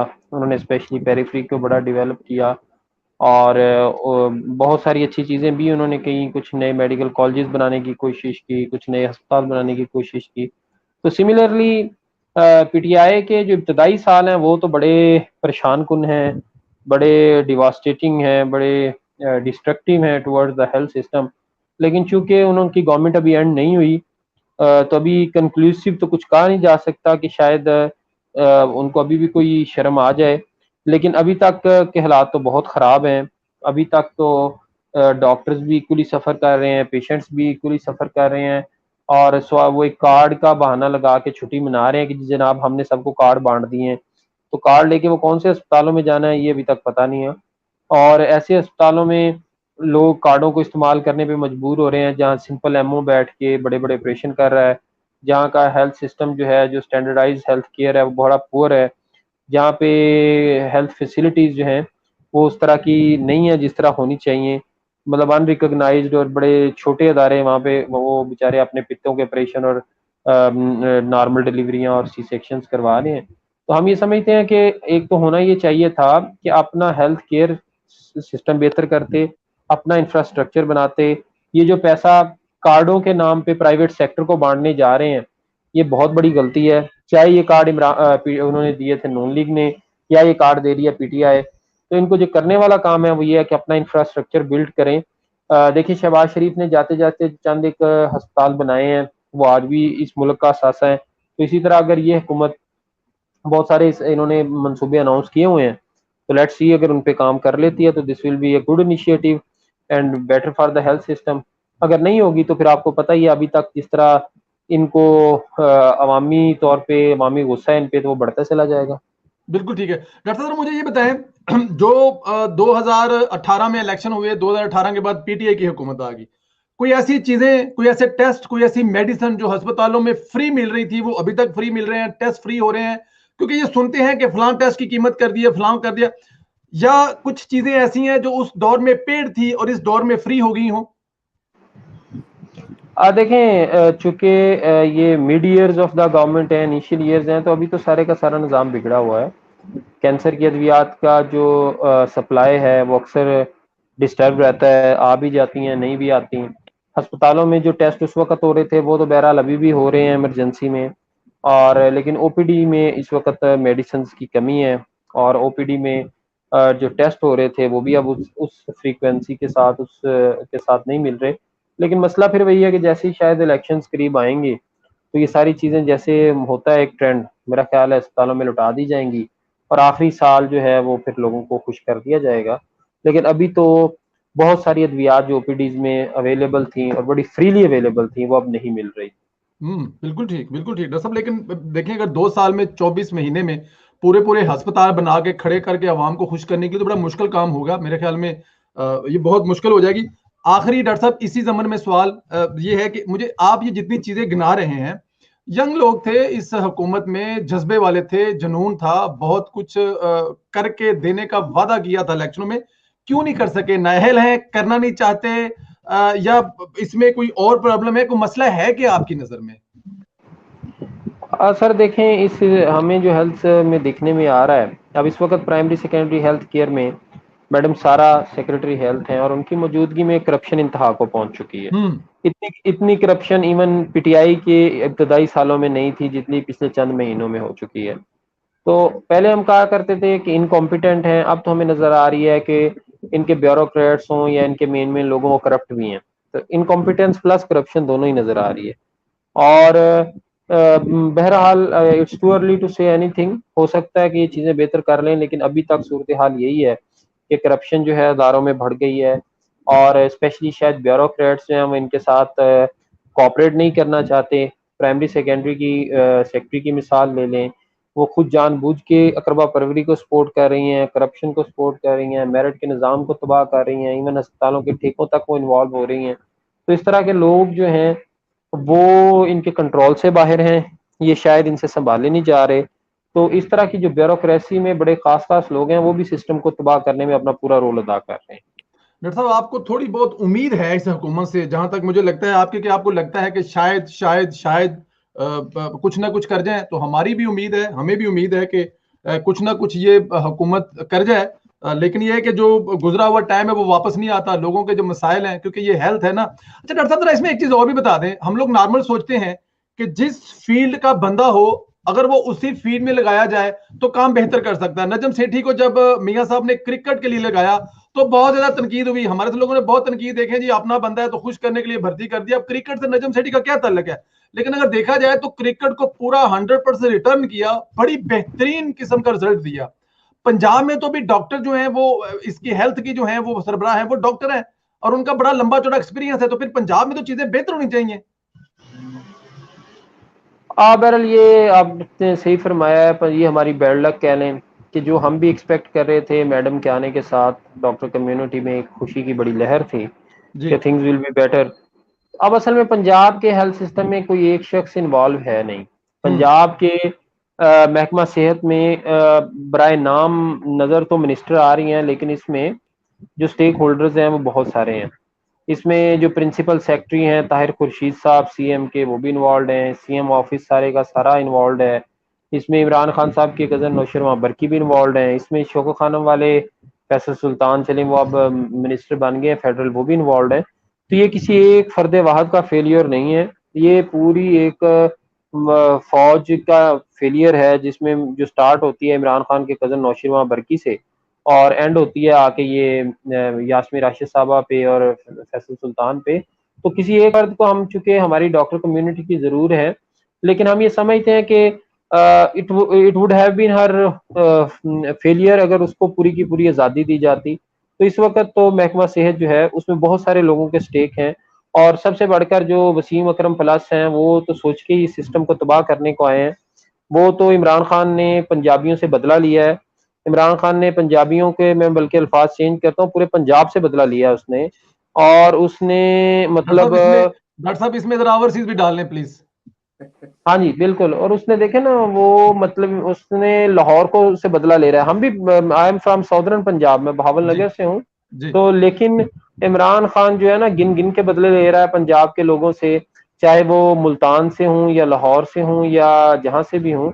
वो बुजदार को लगा के उसने इनको इनकी गुलामी याद दिलाई है, उसने इनको दिलाया कि आपके ऊपर नाहल शख्स भी हुक्मरानी कर सकता है। और अल्हम्दुलिल्लाह बुजदार साहब जो हैं वो अपनी तमाम खामियां दूर कर रहे हैं। महकमा सेहत समेत पंजाब तमाम शोबे चुके तबाह कर रहे हैं, तो महकमा सेहत तो अल्हम्दुलिल्लाह पहले नंबर पर है, तो वो भी अपना पूरे का पूरा हिस्सा डाल रहे हैं इस पे। अपना पूरा उन्होंने कोटा सिस्टम रखा हुआ है, ट्रांसफर्स का, पोस्टिंग्स का, सिफारिशों का, एक पूरा सीएम हाउस का किरदार है जो माजी में कभी नजर नहीं आया था। तो इसलिए अगर हम किसी एक शख्स का फेलियर गिने तो हमें ऊपर से लेकर नीचे तक तमाम लोगों का फेलियर भी देखना चाहिए। और खसूस बिलखसूस जो है ये हमारे ऊपर मुसल्लत इमरान खान ने किया है, और हमें उसने औकात याद दिलाई है बुजदार साहब को लगा के, तो ये यहाँ से फेलियर्स का सिलसिला शुरू होता है। बिल्कुल ठीक है, बिल्कुल ठीक है डॉक्टर साहब, मैं बिल्कुल आपका शुक्रगुजार हूँ। आपकी जो आवाज़ है वो सोशल मीडिया के प्लेटफॉर्म से कोशिश करेंगे ज़्यादा दूर तक जाए। मैं before I took last question from Ali, मैं हमारे साथ हैं अली भाई भी, तो हमें यूएसए से स्टार्ट किया, खान फारूक साहब ने ये काफी नजर रखते हैं आप लोगों के मसाइल पर, आपकी चीजों पे, उन्होंने भी जी वालेकुम अस्सलाम, कैसे हैं सर? अल्हम्दुलिल्लाह सर, वादे के मुताबिक खान साहब आप लेट हो गए हैं। डॉक्टर सुलेमान हसीब चौधरी साहब जो हैं वो हमारे साथ हैं पिछले तकरीबन 49 मिनट से, और डॉक्टर हनीफ साहब भी हमारे साथ हैं। आपको भी मेरे ख्याल में काफी अवेयरनेस है पाकिस्तान में जो डॉक्टरों के प्रॉब्लम है, जो भी मसले मसाइल हैं। पिछली हुकूमतों के मसाइल भी बताए हैं डॉक्टर साहब ने, पिछली हुकूमतों में क्या मसाइल थे, क्या किए थे, और मौजूदा हुकूमत ने बताया है। इस पे हम बात करेंगे। मैं जरा डॉक्टर साहब से क्वेश्चन ले लूं और उसके बाद फिर मैं आपसे बात करता हूँ। डॉक्टर साहब, अगर आप जल्दी में नहीं है, अगर आपके 10-15 मिनट और हैं तो आप हमारे साथ हैं। हमारी तरफ से कोई इशू नहीं है, क्योंकि हम लोग अभी 15 मिनट टाइम लेंगे, 20 मिनट टाइम प्रोग्राम में। डॉक्टर हसीब साहब, मैं आपसे पूछ रहा हूँ, अगर आपके पास टाइम फ्रीक्वेंटली है तो you can stay with us, क्योंकि ये ना हो कि आपने कुछ कमिटमेंट हो रहा, हम अगर आप लोगों को होल्ड किया, आपको होल्ड किया। आपके पास बहुत टाइम? शुक्रिया सर, मैं असल में एक मीटिंग में जाना था, तो बिल्कुल ठीक है, थैंक यू बिल्कुल सर, ठीक है। आप जाने से पहले हमें एक छोटे से सवाल का जवाब देते जाएं प्लीज। आखिरी सवाल है, मेडिकल के लिहाज से तो हमने देख लिया कि इस हुकूमत की कारकर्दगी क्या है। एक चीज पे कमेंट करते जाएं। हम लोग यूरोप में रहते हैं, बाहर रहते हैं, डॉलरों में या फिर यूरोज में पैसे कमाते हैं। 1 रुपया भेजें तो ढेर सारे पैसे बन जाते हैं पाकिस्तान, लेकिन फिर भी हमारे घर वालों का बड़ा मुश्किल से गुजारा हो रहा है। पाकिस्तान रहने के लिए दुनिया का सबसे सस्ता तरीन मुल्क है। ये मुल्क के वज़ीर साहब फरमा रहे हैं। किस हद तक सस्ता है? आप घर में खाने पीने की बिल, बिजली, गैस के बारे में इस पे कोई कमेंट करते जाएंगे सर? नहीं, ये मेरा ख्याल है, पता नहीं इमरान खान साहब की ये स्टेटमेंट तो साको सबाक से भी हट गया, या उन्हें स्टेटिस्टिक्स और फिगर्स पता नहीं है। पाकिस्तान में इस वक्त डॉक्टर की तनख्वाह भी शायद दुनिया की कम तरीन तनख्वाह है। सिर्फ डॉक्टर नहीं, मजदूर की तनख्वाह कम तरीन तनख्वाह है, नर्स, पैरामेडिकल स्टाफ, टीचर सबसे ज्यादा लो वेजेस पे काम कर रहे हैं। पाकिस्तान का म्यार जिंदगी इतना प्रिमिटिव है कि मेरा ख्याल है कि अफ्रीकी ममालिक और इंडिया से मिलता जुलता इसका म्यार जिंदगी है। पाकिस्तान में गवर्नमेंट जो है अपने सिटीजन्स के लिए कर क्या रही है? कोई इंश्योरेंस नहीं है, कोई इलाज नहीं है, कोई जॉब नहीं है। तो इमरान खान साहब को शायद वो चीजों का अंदाजा है नहीं, और चूंकि वहां पे लोगों को जिस सतह जिंदगी पे रखा गया है, जो उनका म्यार जिंदगी रखा गया है, जिस तरह की वो खाना बदोशों वाली जिंदगी गुजार रहे हैं, तो इस सिलसिले में तो बिल्कुल एक सस्ता और गैर म्यारी मुल्क तो है फिर। बिल्कुल ठीक है, बिल्कुल ठीक है। डॉक्टर साहब, अपना ख्याल रखें, अल्लाह ताला की ज़ात आपको हिफ्ज़ मान में रखें। आप हरावल दस्ता के वो सिपाही हैं जो लड़े हैं पिछली हुकूमत में भी, इस हुकूमत में भी। अल्लाह ताला की ज़ात को हिम्मत दे, हौसला दे। हमारी दुआएं आपके साथ हैं और हम आपकी आवाज़ बनेंगे। बहुत शुक्रिया डॉक्टर साहब। Thank you sir, thank you जी, थैंक यू। भाई आपका बहुत शुक्रिया, आपने टाइम दिया जी। डॉक्टर साहब जो है वो जी, उन्होंने बताया था कि उनका मतलब को है, तो हमने लिया है जी। सलमान भाई भी हमारे साथ थे। खान फारूक साहब, आप क्योंकि वो रिसेंटली मेरे ख्याल में काफी देर से लिंक भेजा हुआ था, लेट पहुंचे हैं। अली साहब हमारे साथ हैं। डॉक्टर साहब बता रहे हैं जी कि वहां पे तो पीटीआई की हुकूमत ने जो कुछ थोड़ा बहुत वो डेफिनेट है, क्योंकि जाहिर है उन्होंने बताया जी कि वो इस गुनाह में शामिल हैं। इन जलसे जुलूसों में इमरान खान को लाने में, करने में बिल्कुल उन्होंने खुल कहा जी हम लोग वो पर्चियों लिख के देने वालों में हम शामिल हैं। लेकिन अभी वो बता रहे हैं, अभी तो पीटीआई ने वहां पे अपने कारकुनों को और अपने मिनिस्टर और अपने लोगों को भर्ती किया। वो पैसे कमा रहे हैं, चला रहे हैं, मुल्क का कोई चक्कर ही नहीं है, डॉक्टरों का कोई हाल ही नहीं है। तो खान साहब, ये कैसे चलते हैं? क्या मुल्क ऐसे चलते हैं? किसी मामले में भी कोई हिसाब किताब नहीं है? किसी मामले में भी कोई चीजें बेटर नहीं है? जी, ये बड़ा अफसोस है, और मैं निहायत इंतहाई दुख से इन अपने साथियों की, दस्तो बाजू मेरे ये भाई हैं, इनकी तकलीफ सुन रहा हूं कि ये वो तबका है जिसको खालिसतन खिदमत के लिए ही ग्रूम किया जाता है। मगर अगर ये बेचारों को, इनको भी आकर के अपने हुकूक के हवाले से, अपने फ्यूचर के हवाले से और अपने मौजूदा वक्त के हवाले से उन मसाइल का सामना करना पड़ता है जो कि उन लोगों को करना पड़ रहा है जो अनपढ़ है, तो आप अंदाजा लगाएं कि फिर इनको किस तरफ लेके जाया जा रहा है, इनको किस तरह मिनिमाइज किया जा रहा है। इन्हें मजबूर किया जा रहा है कि ये पाकिस्तान छोड़ दें। इन्हें ये मजबूर किया जा रहा है कि ये किसी और तरीके से जबरी जबरदस्ती बीमारियां जो है वो क्रिएट करके फिर मार्केट अपने लिए पैदा करें, जैसे कि बहुत सारे मुल्कों में हो रहा है। अफसोस ये है कि इस सारे मसले का हल इंतजामी तौर पर हुकूमत के हाथ में चला गया है, क्योंकि लाइसेंस वो जारी करती है। काश के इसको डीपोलिटिसाइज किया जाता इस सारे मसले को, और हल जो है वो डॉक्टरों से ही पूछ के लगाया जाता, जिसमें नंबर 1 जो चीज है वो इन लोगों की तनख्वाह है, उसको कम से कम सऊदी अरबिस्तान के बराबर तो किसी तरीके से करना लाजमी है।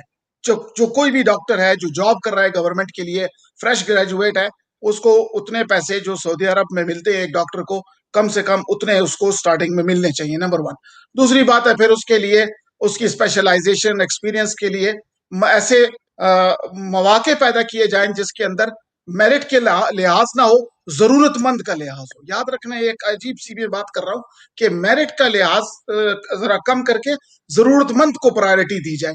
इस तरह से ये चीज लेकर जाए और फिर इंसेंटिव्स इनके बढ़ाए जाए कि रूरल एरिया में जहां पे सर्विसेज कम है वहां इनको ज्यादा पैसा मिले ताकि जाकर ये अपने लिए कुछ कर सकें। अब ये निहायत आसान और बुनियादी चीजें हैं, मगर अगर एक इंतजामिया सिंपल तरीन काम को भी, होमवर्क को भी कॉम्प्लिकेट बनाना चाहे तो कौन रोक सकता है? नाअहल तरीन आदमी अगर आप लगा देंगे जिनको फहम भी नहीं है और ना वो फहम हासिल करने की कोशिश कर रहे हैं सर्विसेज के हवाले से, तो आपके सामने हालात वही बनेंगे जो आपके सामने अभी हैं। और इवेंचुअली एक बड़ा तबका फिर आ जाएगा, वो जिस तरह पड़ोस के मुल्कों में आज चल रहा है, वहां पर आप देखिए एयरपोर्ट पे क्या हशर है लोगों का, वो फिर यहाँ ही होगा कि यहाँ से जो भी जहाज जा रहा होगा ये लोग फिर उनमें लिपट के बाहर निकलेंगे। क्यों? कि यहाँ आपके पास फ्यूचर नहीं है। और जो ये प्रोफेशनल तबका है स्टूडेंट्स का, जो डॉक्टर्स हैं, आप देखें ये जो मैं समझता हूँ ये डॉक्टर और जो ये होते हैं ना एक्टर्स, ये जीनियसेस लेवल के लोग होते हैं। इनको इंसानी जिंदगी की तरबियत और अपने आप की एक्सप्रेशन और डॉक्टरों के हवाले से उसकी जो वो इलाज मुआलजे की जो फहम होनी चाहिए वो इंतहाई आला दर्जे की होती है। हाँ ठीक है, उसमें डफर भी एक आध होता है, मगर वो तो सब जगह होता है। तो इस तरह के तबके को मायूस करना, इस तरह के तबके को पार्टीजन कर देना। अब अगर इन बच्चों ने अगर अपनी तरफ से खैर सगाली में सियासी चेंज को अपने हालात की बेहतरी समझा तो उनका कोई कसूर नहीं है, मगर अब जब उन्होंने इनको डिसअपॉइंट किया और उन्होंने इनको ख्वार किया तो हमारे लिए भी मुनासिब नहीं है कि हम इनको कहेंगे देखा मजा आया ना। नहीं, ऐसा नहीं कह सकते। हमें फौरन से इनसे पूछना चाहिए कि हम इस कंडीशन में आपके लिए क्या कर सकते हैं, उसके हल की तरफ जो भी इनके दिमाग में हो हम उसको ले जा करके प्रेजेंट करें और उसके लिए लॉबिंग करें, उसके लिए आवाज उठाएं। बेशक ये हमें वोट दे या ना दे, क्योंकि इसको डीपोलिटिसाइज करना हमारे नजदीक अव्वल है। हाँ, इनकी लीडरशिप के कुछ लोग, इनको जिनको अच्छा लगता है वो भी अपनी तंजीमों में सियासत चाहते हैं, वो बेशक आते रहें, मगर बाकियों के लिए एक गारंटी और अमन और इनके लिए एक सोल्यूशन इन्हीं से पूछकर इनको देना चाहिए। मैंने कॉन्फ्लिक्ट रेजोल्यूशन में और पॉलिटिकल साइंस में ये चीज देखी है कि जहां पर भी अरबाब इख्तियार ने लोगों से कहा कि सर आप अपने 5 बता दें, बातें कर दें, हम आप आज जारी कर देंगे, और उनकी लाइफ आसान हो गई है। चाइना में कुछ हिस्सा में ऐसा हुआ है और वहां पे लोगों की जिंदगी में बड़ा चेंज आया। तो इनके साथ भी क्यों? देखें, इनको हम पढ़ा नहीं सकते, ये हमसे ज्यादा तालीम याफ्ता है, ज्यादा फहम वाले हैं, ज्यादा इनकी कमिटमेंट है, तो लिहाजा क्यों ना इन्हीं से पूछा जाए कि आपके मसाइल का आसान हल क्या है, और ये क्या बताएंगे? पहले की तरह कर दो। जो चेंजेस दरमियान में लाए हैं ना, जो बिजनेस टाइकून्स इसमें आए हैं, जो पॉलिटिकल फोर्सेस इसमें आई हैं, जो ह्यूमन ट्रैफिकिंग के लोग इसमें आए हैं ना, उनको रिमूव करेंगे, 98% इनकी प्रॉब्लम्स ठीक हो जाएंगी। क्यों डॉक्टर साहब? डॉक्टर साहब आप अपना फाइनल कमेंट देना चाहें, जो भी आप कहना चाहते हैं प्लीज। हाँ जी, मैं वो पहले भी आपसे जी जो बात है ना पे की, आपको पता है इस वक्त एक मेडिकल, हमारा एक हाउस ऑफिसर होता है, एक मेडिकल ऑफिसर होता है, उसके ऊपर आपके जो ट्रेनिंग में होते हैं PGR post graduate resident training करते हैं, फिर एसआर होता है। अब पीजीआर की जो पे है पाकिस्तान में वो 90,000 है, फेडरल वाले दे रहे हैं 1,05,000। अब 1,05,000 पे क्या बनता है, मैं आपको ये बता रहा हूँ। जब हमने कोरोना किट्स डिस्ट्रीब्यूट की थी, जब हमने डोनेट किया था, फरूक भाई जानते हैं, फरूक भाई ने भी अभी डोनेशन दी थी, उसमें मैं इनका नाम लेना भूल गया था। उस वक्त एक जो मास्क था N95 मास्क 5,000 का था। अब एक बंदा जिसकी 90,000 पे है, स्टार्ट में 4-5 महीनों में गवर्नमेंट ने तो कुछ नहीं दिया, और 90,000 जिसकी पे है, 5,000 में अगर 5 लेता 25,000 ये निकल गए। पीछे क्या बचा? पीछे 50। वो भी दो नंबर। तो ये सिचुएशन है कि हेल्थ सेक्टर जो NLA और MTI एक्ट, ये नहीं चल सकता। देखिए हम एक डेवलपिंग कंट्री है, डेवलप कंट्री नहीं है कि हम जो भी करेंगे हम पे लागू कर देंगे। जो पहले वाला सिस्टम है उससे बेहतर करें, इम्प्लीमेंटेशन करेंगे तो तबाह हो जाएगा। यहाँ पे सबसे ज्यादा मैं तनकीद गवर्नमेंट से ज्यादा करता हूँ अपोजिशन को, कि भाई अपोजिशन किधर है? जी बिल्कुल ठीक है, किधर है? NLA का जब एक्ट पास हुआ, ये लोग भाग गए, इन्होंने बायकॉट किया हुआ था। पंजाब में यही जब डॉक्टर्स हम लोग करते थे एहतजाज शहबाज शरीफ के अगेंस्ट, PTI कैसे हमारे साथ आती थी? आप पूछेंगे मुस्लिम लीग नून वालों से किधर है? कोई कोऑर्डिनेशन नहीं। इनसे बस बात करने 2-3 असेंबली में बयान कर देंगे। NLA पे अगर किसी ने कोई स्टैंस लिया है, उसमें सबसे अच्छा स्टैंस लिया उन्होंने, क्या कहते हैं, ख्वाजा इमरान नज़ीर साहब ने, उन्होंने बेहतरीन स्टैंस लिया था, हम उनको अप्रिशिएट भी करते हैं। लेकिन गवर्नमेंट का स्टैंस कुछ भी नहीं था। जहाँ तक बात थी डॉक्टर यास्मीन राशिद से, वो एक लेजेंड है, हम उनकी एज ए रिस्पेक्ट करते हैं, हमारी टीचर हैं, हम उनकी ਉਹ ਭਾਈ ਲੈਜੈਂਡਾਂ ਨੇ ਮੁਲਕ ਦਾ ਬੇੜਾ ਗਰਕ ਕਰਤਾ, ਤੁਹਾਡੀ ਮਿਹਰਬਾਨੀ ਰਿਸਪੈਕਟ ਕਰੋ ਤੁਸੀਂ, ਲੈਜੈਂਡ ਦੀ ਰਿਸਪੈਕਟ ਕਰੋ ਤੁਸੀਂ ਸਰ, ਕੋਈ ਗੱਲ ਨਹੀਂ, लेकिन मुल्क ਦਾ ਬੇੜਾ ਗਰਕ करता है। एज एडमिनिस्ट्रेटर वो नाकाम है, एडमिनिस्ट्रेटर नहीं, उनसे हमें नाकामी हुई है और उस पे वो नहीं फिट नहीं है, उनको मेरे ख्याल से उनको रिजाइन करना। डॉक्टर साहब अगर मुझे बड़ी माजरत के साथ आप बात कर रहे हैं, उन्होंने उनके मुंह से गलती से निकल गया, डॉक्टर माफ कर दो, कुछ नहीं था।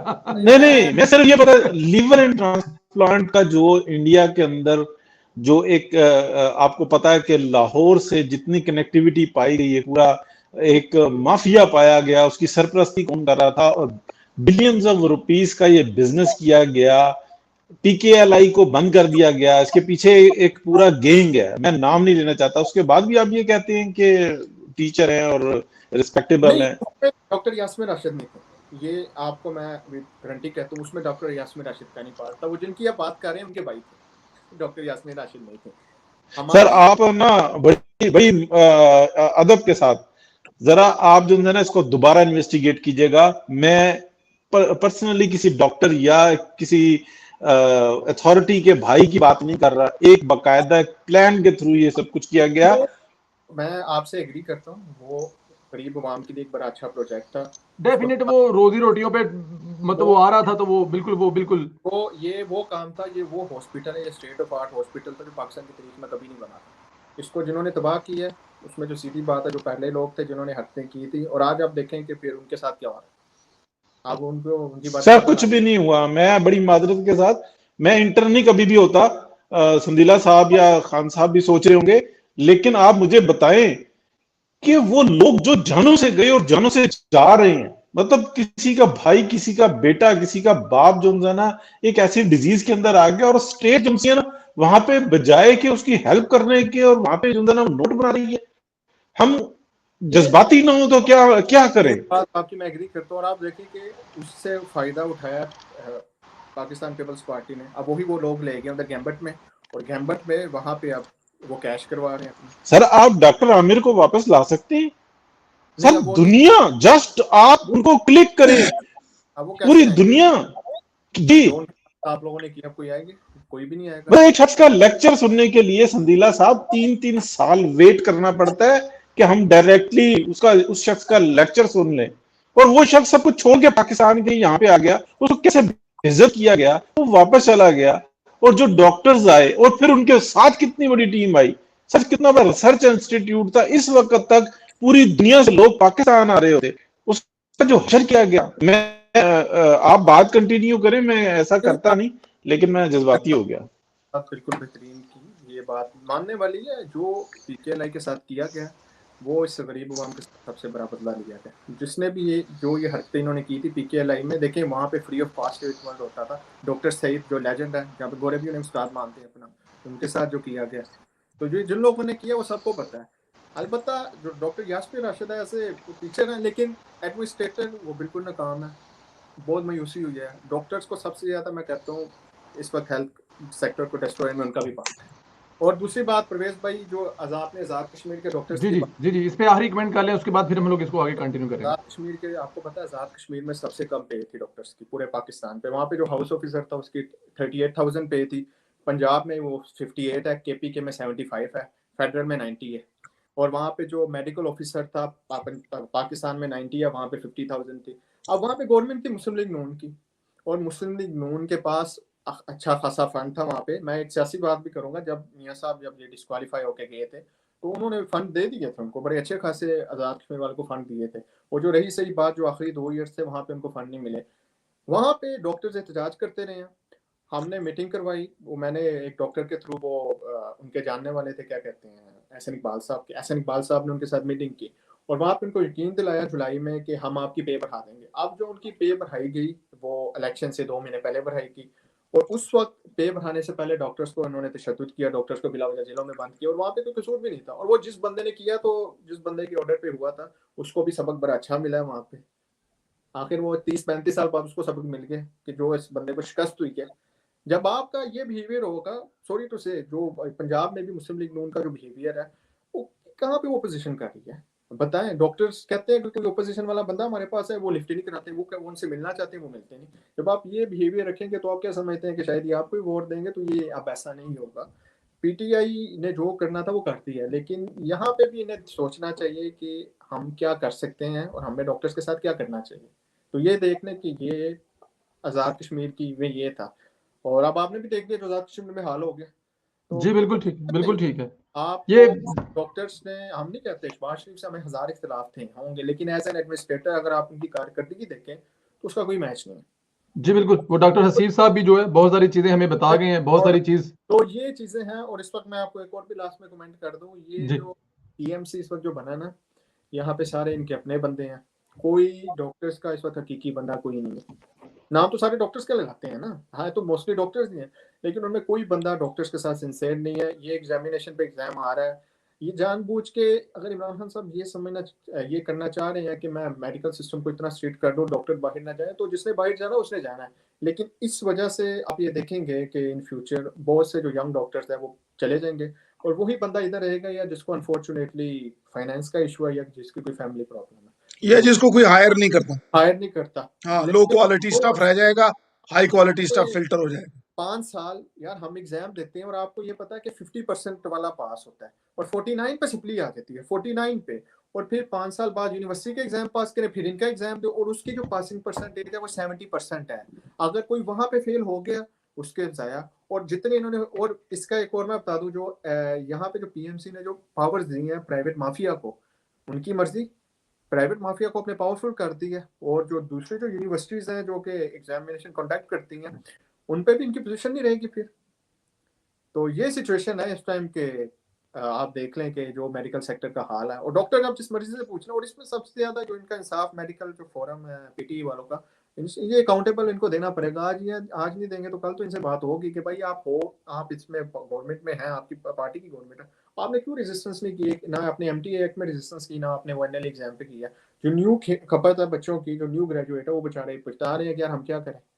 तो यहाँ पे ये देख लें, ये सिचुएशन है। और मैं फिर आखिर में ये कहूँगा कि ओपोजिशन से हम सख्त मायूस हैं, ओपोजिशन हमें कहीं नजर नहीं आ रही। अपोजिशन कहीं नजर नहीं आ रही। देखिए जी, अपोजिशन नजर नहीं आएगी तो कल इसका पेट भी करेगी। बड़ी सिंपल सी बात है। अपोजिशन ये आपने इनको ट्रेलर मिल गया, और इनको यहाँ पे भी मैं आपको बता रहा हूँ कि दूसरी पार्टीज लगी हुई है लाइन में कि हम किसी तरह आते, तो बिल्कुल ठीक सोचना चाहिए। अभी भी एक मैं सियासी बात ही कर देता हूँ, इनका वोट है, लोग इनके साथ हैं। अभी भी मैं आपको बता रहा हूँ कि जो वो गवर्नमेंट वाले भी लोग हैं वो भी एन पे निकल आएंगे तेरे को, निकल आएंगे हमारे, वो बस ऐसे ही है। डॉक्टर साहब थैंक यू वेरी मच। आपसे इंशाल्लाह ताला जो है वो राब्ता रहेगा, और आपसे ये चीजें होती रहेंगी, बात गाहे बगाहे हम आप लोग की चीजों की जो वो करते रहेंगे इंशाल्लाह तकलीफ। मैं आपका शुक्रगुजार हूं, और डॉक्टर हुसैब साहब का भी आप लोगों ने कोशिश करेंगे कि नेक्स्ट टाइम भी हम इस किस्म का प्रोग्राम लेके आए जिसमें जो भी मसाइल वो दुनिया को बता सके। Thank you so much. जी बिल्कुल, 100%। बहुत शुक्रिया, बहुत शुक्रिया। थैंक यू जी, thank you very much. Thank you जी। वालेकुम अस्सलाम। वालेकुम अस्सलाम।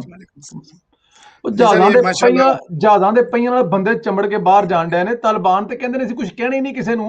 वो कौन लोग ने जो जहाजों के पहियों से चंबड़ के जा रहे हैं? सरकार ये क्या है? ये तो फारूक साहब इस किस्म की तो ये तो हिस्ट्री हमने, मतलब मैं तो हैरान परेशान हो गया हूँ। ये कम्युनिकेशन का एक गैप है जो जिस तेजी से अमेरिकन निकल कर गए हैं, उसी तेजी से कुर्सी के चक्कर में ये देख लें जरा, ये बेचारे वो लोग जो हैं वो उसी जब आई है हुकूमत तालिबान की, मुझे तो इनको ये खुद भी प्रिपेयर्ड नहीं है। ये लोग देखें इन लोगों को बेचारों को, और ये देखें यहाँ पे, ये देखें ये बेचारे गिर के फोत हो गया है सर। 2 गिरे हैं सर, 2। हाँ, 2 आदमी इसमें से गिरे हैं। अब पता नहीं सर इसमें भी एक है, अल्लाह उनको जन्नत में जगह, जब गिरे हैं कि उनको धक्का दिया गया, ये भी कोई पता नहीं है वहां से ऊपर से।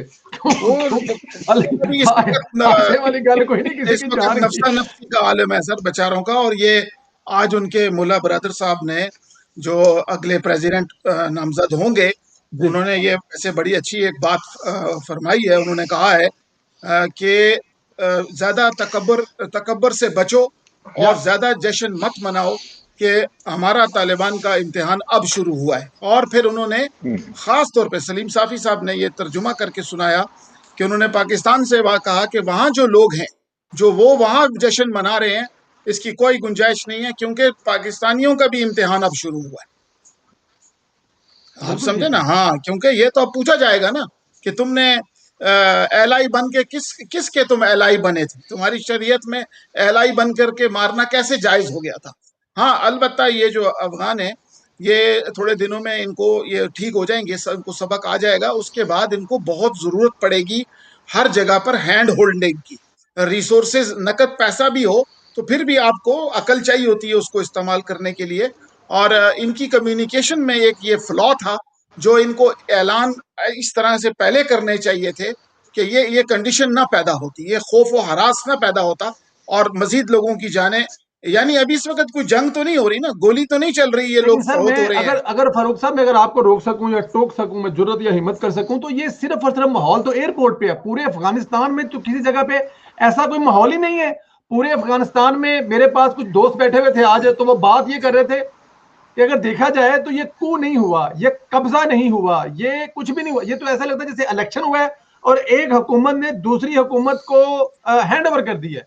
तो काइंड ऑफ इसमें तो कोई ऐसी चीज है ही नहीं है। लेकिन ये जो एयरपोर्ट वाला माहौल है, ये एयरपोर्ट पे जो है, ये शायद जो आप कह रहे हैं अनएजुकेटेड पीपल है, या इनको ये कि जहाजों पे बैठ के हम लोग बाहर चले जाएंगे यहाँ से। नहीं, ये वो नहीं है जी। ये वो तबका है जिन्होंने बहुत ज्यादा कोऑपरेट किया वेस्टर्न फोर्सेस के साथ। उनको ज्यादा खतरा है कि ये अब हमें चुन चुन के मार देंगे, तो इसलिए वहां से वो भागना चाहते हैं। एग्जैक्टली। वरना तो एक आम आदमी है जिसका कोई ताल्लुक ही नहीं था इन चीजों से, उसको क्यों मारेंगे वो? बल्कि उन्होंने हुक्म भी दिया है आज के भाई कि किसी के घर में एंटर नहीं होंगे, सबको आराम करो, कोई नहीं है काम, अपनी जॉब्स करो, एम्बेसियां खुली रखो। उन्होंने अपनी तरफ से कम्युनिकेशन की है। मगर ये जिन्होंने खुद से कोऑपरेट बहुत किया हुआ था, वो उनको ये है कि अब ये अगर आ जाएंगे तो हमें ये आइडेंटिफाई करके मार देंगे, और इस वजह से ये वहां से भागे। ये ज्यादा लोग नहीं है, मगर फिर भी आलमी लेवल पर एक अफसोस और बेइज्जती का मुकाम बनता है। और आखिर फिर इस्लाम का नाम ही इस्तेमाल हो रहा है ना कि उनके खौफ से भाग रहे हैं। बिल्कुल ठीक है, बिल्कुल ठीक है। सर, काला जोड़ा भी पाया है आज आपकी CNN वाली बीबी ने, इस पे क्या कहेंगे आप? ये बेचारे अपनी जॉब कर रहे हैं, ये कोशिश में है कि तो सर अगर ये देखे मुझे एक इख्तलाफ है बड़ी माजरत के साथ, जाहिर है आप अमेरिकन है, आपसे डर भी लगता है सरकार, हमें माजरत पहले कर लेनी चाहिए कि सर फिर बंदे रिपोर्टर थे जीन्स ते टी शर्ट पा के, उन्होंने भी सलवार कमीज से पग्गा बुआन, अब खाली ये तो बड़ी ज्यादती है सर। वो बेचारे अपनी जान के चक्कर में, और बड़ी हिम्मत है इनकी कि इतने यानी कशीदा हालात में कोई रॉबर्स भी हो सकते हैं, डाकू हो सकते हैं जो इनको पकड़ लें और नाम तालिबान का लगे, क्योंकि डाके मारने लोग आ जाते हैं वहां पर भी। तो ये बड़ी हिम्मत है, और मैं इनको, ये सहाफी है, मैं इसकी अजमत को सलाम है कि इसने दुनिया को एक चेहरा उनका दिखाया कि नहीं यार इतने भी खतरनाक नहीं है, मैं होते तो मुझे मार देते ना। बिल्कुल ठीक, बिल्कुल। बड़ी वायरल पिक्चर है थी, मैंने कहा मैं आप लोगों को भी दिखाऊं, और इस पे मतलब के लाइट मूड में मैंने काला जोड़ा इसलिए कहा कि जी माशाल्लाह बड़ी अच्छी लग रही है, अल्लाह ताला की जाती हमारे हिजाब में, और इसमें तो ये एक वैसे ही बड़ी खूबसूरती जो है वो उठ के बाहर आ जाती है। मैं अपनी कुछ कहना चाहता हूं, बस अल्लाह अमन की तौफीक अता फरमाए बस सबको। ये अब बिल्कुल ठीक है, बिल्कुल। अरशद साहब जो है वो बड़े डके पड़े हैं, मतलब इस तस्वीर पे कुछ कमेंट करना चाहते हैं, प्लीज अरशद साहब गो हेड। सर मैं ज्यादा जो कमेंट ना, तस्वीर से ज्यादा जो कमेंट करना चाह रहा हूँ ना, वो इस एयरपोर्ट की सूरत हाल के ऊपर करना चाह रहा हूँ। देखिए हमने 2005 में जो है ना पाकिस्तान के अंदर जो ज़लज़ला है उसको फेस किया, और जब बड़ी एक्सपर्टीज यहाँ से जाती थी, लोग जो अपने तौर पे सम्मान लेकर जाते थे बालाकोट और कश्मीर की जाने, तो वहां पर रास्ते में बड़ी लूट मार होती थी। लोग ट्रकों के ट्रक लेके जाते थे, और लोग जो ना सामान जो ना रास्ते में रोक के लूट लिया करते थे। और फिर उसके बाद एक सूरत हाल ऐसी सामने आई कि लोगों को एजुकेट किया गया कि नहीं, ये जो लोग आते हैं लूटने के लिए, ये तो वो मनहूस लोग हैं कि जिनके घर भी महफूज हैं, जिनके हर चीज महफूज है, लेकिन ये उस चीज का फायदा उठाने के लिए आ रहे हैं कि चलो अब हम माल लूटें। किसी की शक्ल पे क्या लिखा हुआ है? जिनके घर गिर गए हैं, जिनके नुकसानात हुए हैं, वो इस काबिल ही नहीं है बेचारे कि वो आके यहाँ पर अपने लिए कोई इमदाद ले सकें। यहाँ पर भी ऐसा हुआ है कि चलो चलो अमेरिका चलो, चलो चलो लंदन चलो, चलो चलो यूरोप चलो, और जो एयरपोर्टों पे लोग पहुंचे ना, उन्होंने कहा यार कि क्या हम जाके पाकिस्तान में कराची के अंदर, लाहौर के अंदर दिहाड़ियां मारते थे, अमेरिका के जहाज में बैठो और वहां से जनाब डर भेजो। तो ये एक बड़ी सूरत हाल बनी है। ये 1.5 लाख बंदा इकट्ठा हो जाना, ये बड़ी बात की अरशद साहब ने। देखें, इससे पहले जो 90 वाला अफगानिस्तान था, मैं आपकी बात काट रहा हूं, माफी चाहता हूं, वहां पे जब तालिबान आए थे ना, आपको पता है जो आधा यूरोप भरा पड़ा है, अमेरिका भरा पड़ा है, ये उसी चक्रों में आया था कि तालिबान आ गए हैं, और वो एक बड़ा अच्छा पूरी दुनिया को एक चेहरा भी दिखाया था। और उस वक्त क्योंकि जाहिर है वेस्ट और ये पूरा अमेरिका, ये उन लोगों ने वो दिखाया भी था कि बड़े जालिम है, मारते हैं, भर भर लोगों को सेटल डाउन किया, बिजनेस किए। मुझे जितना याद है, पाकिस्तान में हॉलैंड की एम्बेसी में जो जाके पश्तो बोलता था, उसको वहीं वीजा देके, टिकट देके हॉलैंड भेज देते थे। तो शायद ये लोगों में कुछ ऐस किस्म का भी हो कि अब क्योंकि तालिबान आ गए हैं, तो हम लोग जहाजों पे बैठे, एयरपोर्ट बैठे कि हमारी जान को खतरा है, तो हमें यहां से ले जाए। ये बात बिल्कुल ठीक है आपकी। अच्छा संदीला साहब, इस चीज के ऊपर गौर करें, ये जो मजमा आया हुआ है, क्या इनके साथ बच्चे और औरतें हैं? क्या इनके साथ कोई इंतजाम है? जो चादरें जनाब, लेस है। यस, ये सिर्फ और सिर्फ ये वो लोग हैं, देखें, हम किसी को बुरा नहीं कह रहे, ये वो लोग हैं जो 2-2, 3-3 महीने जो ना घरों से बाहर रहते हैं और कोई पीछे रखता नहीं होता, और फिर जब ये वापस पहुंचते हैं तो इनको पता होता है कि 20,000, 30,000, 50,000, लाख रुपए वो कमा के आता है और सिस्टम चलता है। वो 10, 15, 20 दिन घर में रहता है, उसके बाद फिर वो रोजगार के लिए निकल जाता है। कोई एतराज नहीं है, और मैं बड़ा खुश हूं वो जहाजों में भर के, जहाज के टायरों के साथ चिपक के अमेरिका पहुंचे, न्यूयॉर्क में जाएं, मजदूरी करें। आई एम वेरी हैप्पी, मैं किसी के ऊपर कोई एतराज नहीं कर रहा। पहली बात तो यह है कि ये जहाज जो है ना, सीधा जाके वहां स्टे करेगा, फिर इसकी साफ सफाई होगी, फिर उसके बाद ये आगे कोई मामलात होंगे। ये फ्लाइट जहां तक किया वो हम सबको पता है, लेकिन लोगों ने चांस तो लिया, तो वो लेने के लिए तैयार है। और पाकिस्तान की साइड पे जो निकल रहे, ये पहले भी हुआ था इसी जगह पर, और बगराम पर जो पाकिस्तानी हेलीकॉप्टर थे, जहाज थे, वो याद होगा आपको, वो पायलट की सीट में बैठे हुए थे बहुत सारे, और वो उठा के लाए थे उनको। जी, मुझे याद है। और खान साहब, इस वक्त में आप देखें अफगानी पासपोर्ट की कीमत क्या है यूरोप के अंदर, आप अंदाजा लगाएं। ये टेक्निकल पॉइंट, या हॉलैंड में, इटली के अंदर, सर जो रियलिटी है। अच्छा, 2 बातें मैंने करनी है क्योंकि जल्दी मुझे निकलना है थोड़ी देर में। पहली बात यह है कि जो हमारे सुन्नी मुसलमान हैं, उनके पास मॉडर्न ज़माने में खालिसतन मजहब की बुनियाद पर, दीन नहीं, मजहब की बुनियाद पर कोई हुकूमत उस तरीके से चलाकर दिखाने का एग्जाम्पल नहीं है जिस तरह के ईरान के पास है। और मजे की बात यह है कि ये लोगों को ये चीज़ अभी मेरे कहने के बाद शायद समझ में आ जाएगी कि जब भी अहले सुन्ना वल जमात में, बल्कि अहले तशरीह में भी कोई भी मॉडर्न डेमोक्रेटिक रियासत बनेगी, तो उसके खद्दो खाल और उसका ढांचा मौलाना मौदूदी की लिखी हुई किताबों के तर्जुमों के ज़िम्मे आएगा। ये जो ईरान में आयतुल्लाह ख़ुमैनी ने जो किताब विलायत फ़कीह यानी फ़कीहा यानी एक इमाम की विलायत हुकूमत कैसी होनी चाहिए, उसके सारे खद्दो खाल और सब कुछ उन कुतुब से लिया है जो मौलाना मौदूदी की मेहनत के नतीजे में आलिम इस्लाम के अंदर तालीमात के लिए थी, मुसलमानों की ऑर्गेनाइजेशन के लिए। अब इस तरह अफगानिस्तान के अंदर भी, और बहुत लोग ये चीज़ भूल जाते हैं कि इस मौजूदा अफगानिस्तान के अंदर, अमारत अफगानिया के अंदर जितने भी लीडर अगले 2-2.5 नस्लों के आएंगे, उनके जहनों की साख्त पाकिस्तान के अंदर के मदारिस में हुई होगी। और पाकिस्तान के मदारिस की, जिनमें जो रजिस्टर्ड हैं, उनकी तालीम और तरबियत का निज़ाम देवबंद का निज़ाम है, जिसके अंदर एक बड़ी अजीब बात है कि ठीक है उसके अंदर बहुत सी चीज़ें हैं, मगर एक चीज़ उन्होंने कभी नहीं दी तुलबा को, वो ये नहीं दी कि वो एक मिलिट्री जीनियस बन सके। वो वॉरियर बनेंगे, वो कमांडान बनेंगे, कहरमान बनेंगे, अफगानी ज़ुबान के अल्फाज हैं ये, उनके लीडर बन जाएंगे, मगर वो जो मिलिट्री जीनियस होती है, जो कि पूरे खित्ते को कॉन्फिडेंस देती है अपनी ज़ात से कि हम अमन के लिए हैं, वो ये इनके पास नहीं है। और इसके अंदर जो सबसे बड़ा ख़तरा है, उसकी तरबूजे को देखकर तरबूजे ने रंग पकड़ा, वो पाकिस्तान के बॉर्डर इलाका है। और इन्होंने, अफगानियों ने, मौलवी फ़कीर मोहम्मद जो सूफी मोहम्मद के थे और तहरीक पाकिस्तान तालिबान के वो लीडर हैं, उनको इन्होंने रिलीज किया है। तो आप देख लीजिए कि ये चीजें अगर हम जमा करके देखें तो हम अफगानिस्तान का फ्यूचर प्रिडिक्ट कर सकते हैं। अलबत्ता जो उनकी ऊपर शूरा है, जो उनकी सोच व फिक्र वाला जो जमात है, यानी एक तो मिलिट्री विंग है ना, वो उन्होंने दे दिया है मुल्ला उमर के बेटे को, मौलाना याकूब साहब को, नौजवान है, बच्चे हैं वो, और खुद इधर ये जो जिन्होंने ये कुर्बानियां काटी हैं ये यहाँ मौजूद हैं, इसलिए ये कुछ ना कुछ असूली बात करेंगे। पाकिस्तान की अवाम और पाकिस्तान की हुकूमत के दो अलग मिजाज हैं। पाकिस्तान की हुकूमत की शिकस्त होती है अगर अमेरिका की शिकस्त है, क्योंकि एलाइज थे। ये बात बड़ी समझने की बात है कि पाकिस्तान किसका एलाई था? अमेरिका का था ना, तालिबान का एलाई तो नहीं था। हाँ, अलबत्ता पाकिस्तान की अवाम जो है वो दीन और इस्लाम और रसूलुल्लाह सल्लल्लाहु अलैहि वसल्लम से मोहब्बत करती है। अब मैं आखिरी बात करता हूं, उसके बाद मुझे इजाजत दीजिएगा कि अफगानिस्तान के अंदर जंग कैसे बंद होगी, हालात कैसे ठीक होंगे, इसका आसान एक नुक्ता है और ये वही कर सकता है जिसको अफगान की सोच का, फहम का और दिल की समझ है, वरना वो किताबों से नहीं सीख सकते। अफगानों के नॉर्थ अफगान और साउथ अफगान, ईस्ट और वेस्ट अफगान, सब के सब ना कभी पैसे पे और इखलाकियात पे या कल्चर पे जमा होंगे, ये जमा होंगे रसूलुल्लाह सल्लल्लाहु अलैहि वसल्लम की चादर मुबारक के नीचे।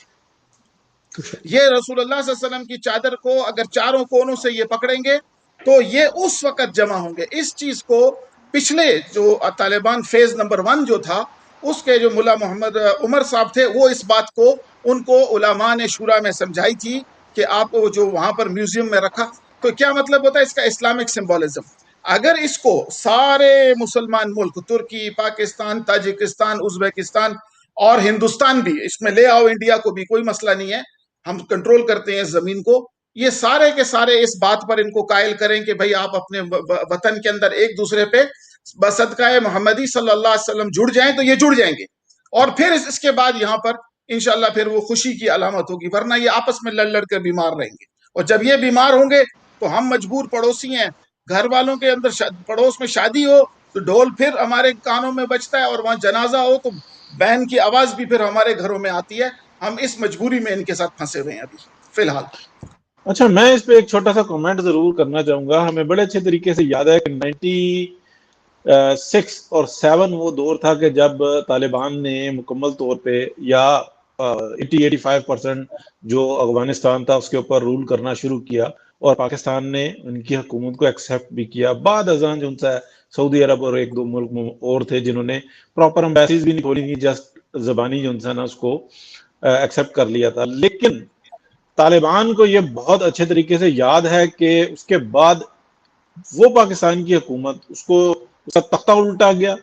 किन लोगों ने जोर जबरदस्ती दिखाई, किन लोगों के साथ मिलके और किन ताकतों के साथ मिलके हमारे मुल्ला ज़ईफ समेत तमाम जो उनसे ना लोगों को नंगा करके किसके हवाले किया गया। वो लोग जज्बाती जरूर है, इतने जज्बाती नहीं है। उनको तारीख का बहुत अच्छे तरीके से मुल्ला ज़ईफ साहब को वाकई इन्होंने ये मतलब बेलिबास किया था। जी सर, देखें ये बातें आती हैं, लेकिन जी बिल्कुल ये बातें कही जाती हैं, लेकिन इसके अंदर कोई वो नहीं है कि इनको बॉर्डर पे ले जाके जो उनसे ना अमेरिका के हवाले किया था। ये तारीख के अंदर चंद वाकयात है और इसको एक दफा नहीं सैकड़ों दफा, और उसके अंदर मैं भी शामिल हूं कि उस दौर में ये कही थी कि ये पाकिस्तान की धरती को भुगतना पड़ेगा कि एक सफीर को आप अरेस्ट करवाओ, और वो भी किसी के आगे। छोटी छोटी सी सल्तनत हमने जी अभी अब मेन उसके अंदर है सर, रीअपॉइंटमेंट हो रही है मेरे ख्याल में। जी बिल्कुल। तो ये जो हाँ मुल्ला ज़ईफ साहब की जी मेरे इस्लामाबाद, जी हाँ इस्लामाबाद में आएंगे, कुछ अरसे के लिए आएंगे, लेकिन उनका रैंक बहुत बढ़ चुका हुआ है, वो शायद वो चले जाए अलामती तौर पर। जैसे PMLN के लोग हैं ना, वो ये कहते हैं भले एक दिन के लिए सही, लेकिन मियां नवाज शरीफ को हम वजीर आजम बनाएंगे, इसका फैसला हम करेंगे कि ये निजाम कैसे चलेगा, हम किसी के ऊपर रहम करम पर नहीं छोड़ेंगे। एक ये सोच पाई जाती है PMLN के अंदर। मैं दोनों चीजों को मिक्स कर रहा हूं। बहुत अच्छे तरीके से तालिबान को पता है कि किस तरीके से उस हुकूमत को उठाया गया और फिर उसके बाद जो है ना जो गलगला जो है अफगानिस्तान के ऊपर चढ़ाया गया पाकिस्तान की जानिब से, वो पाकिस्तान वो जो लोग हैं उन लोगों को पता है कि पाकिस्तानी किस तरफ थे और पाकिस्तान के अंदर एक चढ़ी हुई हुकूमत या जोर आवर वो किस तरफ थे। अल्लाह ना करे कि कोई ऐसे हालात पैदा हों और पाकिस्तान के अंदर उसका रिएक्शन आए। एक बात, दूसरी बात ये मैं करना चाह रहा हूं कि अगर कोई ये सोचता है कि तुर्की की एग्जांपल के बाद अफगानिस्तान की अब ये दूसरी एग्जांपल आ गई, पाकिस्तान के अंदर ज्यादतियां चलती रहेंगी और कोई रिएक्शन नहीं आएगा, वो अहमकों की जन्नत में है। बिल्कुल ठीक है। इसमें कोई शक नहीं है जी। ये बड़े आने वाले दिन जो है कुछ बड़े अहम दिन है अफगानिस्तान की सूरत हाल से, और मेरे ख्याल में इससे पहले जब भी कभी कुछ अफगानिस्तान में होता था तो पाकिस्तान का रोल बड़ा अहम होता था, पूरी दुनिया बाजे बजा बजा के ऐलान करती थी कि पाकिस्तान पाकिस्तान। लेकिन इस दफा खान साहब सिचुएशन कुछ डिफरेंट नजर आ रही है, पता नहीं शायद मैं गलत सोच रहा हूँ ना, मतलब अगर मुझे इजाजत दे तो मुझे लग रहा है या मुझे देख रहा हूँ, पाकिस्तान का प्राइम मिनिस्टर आज जो तकरीर कर रहा था ना, वो तकरीर आई डोंट नो आप लोगों ने वो जो टोटा है वो चल रहा है वो सुना है कि नहीं सुना, अगर तो सुना है तो मेरे ख्याल में सुना है जी वो, आप जो सबको सुना देगा प्लीज। अच्छा मैं वो सुना देता हूँ, लेकिन मेरा जो मैं जी बिल्कुल मैं आपको सुनाता हूँ, मुझे जरा 30 सेकंड दे दे सर। मैं पाकिस्तान का जो रोल है ना इस वक्त मुझे लगता है ये है, जिन्होंने अभी ये सारा किया है ना, लिखा है सारा, ये जो प्ले किया है, ये प्ले है या सारा जो भी ये हाँ जो भी ये ड्रामा सारा लिखा है ना, उसमें मुझे लगता ये है कि इस दफा पाकिस्तान जो है ना उस पे लफ्ज शायद एज अ नेशन मेरे लिए कहना मुश्किल हो जाए, लेकिन मुझे लगता है कि पाकिस्तान पर किसी किस्म का एतबार नहीं किया जा रहा। जिन्होंने भी लिखा है जो भी कहा है वो अपने डंडे सोटे पे कर रहे हैं, जो कर रहे हैं पीछे जो कर रहे हैं खुद बैठिए। पाकिस्तान को इस दफा वो स्टेक इतने उस लेवल का नहीं बना रहा है जिस लेवल का, देखे ना इमरान खान साहब ने जो कल कहा था, वो मैंने आपको सवाल भी किया था अगर कल देखा जाए तो, कि वो कह रहे हैं जी कि हमने इसके लिए बड़ा सहूलियात मुहैया की हैं, टेबल पे ला के बिठाया, लेकिन हमें अहमियत नहीं दी जा रही। तो जो अहमियत नहीं दी जा रही ना वो इमरान खान साहब ने बताया, और वो मैं भी फील कर रहा हूँ। पाकिस्तान को इससे थोड़ा सा हटा के रखा जा रहा है यार, कि डायरेक्ट उनके साथ मिलकर कर लो, क्योंकि इनका पता कोई नहीं, रोल ये वही प्ले करेंगे जो कहीं से जिनकी फोन कॉल नहीं आती, जो उनकी कॉल होगी। अच्छा आप कह रहे हैं जी मैं सुना दूं, जरा ये जरा सुन लीजिएगा जी। इमरान खान साहब अफगानिस्तान की फतह पे, इमरान खान साहब नहीं सॉरी माजरत के साथ, पाकिस्तान का प्राइम मिनिस्टर क्या कह रहा है अफगानिस्तान की फतह पे, ये सुन लीजिएगा जरा। जब आप ज़हनी गुलाम बनते हैं तो ये याद रखें असल गुलामी से ज्यादा बुरी ज़हनी गुलामी है। ज़हनी गुलामी की जंजीरें तोड़ना ज्यादा मुश्किल होता है। जो अभी अफगानिस्तान में गुलामी की जंजीरें तो तोड़ दी उन्होंने, लेकिन जो ज़हनी गुलामी की जंजीरें वो नहीं टूटती। वो जो कपड़े पहनते हैं आपको वो पहनने पड़ते हैं, उनके सारे फैशन आपको अपनाने पड़ते हैं, क्योंकि आप समझते हैं वो बेहतर है आपसे। जी सर खान साहब। सर ये इनकी एक मजबूरी है कि इन्होंने जिन चीजों के बारे में इनको नहीं भी पता होता ना, तो वो उनके बारे में भी ऐसी बातें करनी है। देखें इनके ऊपर फौज से इसके ऊपर प्रेशर आएगा। मैं आपको 100% कहता हूं कि फौजी जो है वो इसको बड़ा माइंड करेंगे कि ये क्या बात कर रहे हो कि भाई आजादी के अमेरिका से हासिल कर लिया, हमारा तो सारा उठना बैठना ही अमेरिका के। फौजी कदों माइंड करने के दस दियो खुदा दा वास्ता जी, खान साहब ने कितनी पहली दफा चबल मारी है। इसी तरह होता है, ये आहिस्ता आहिस्ता वो फिर बनता है प्रेशर इनका।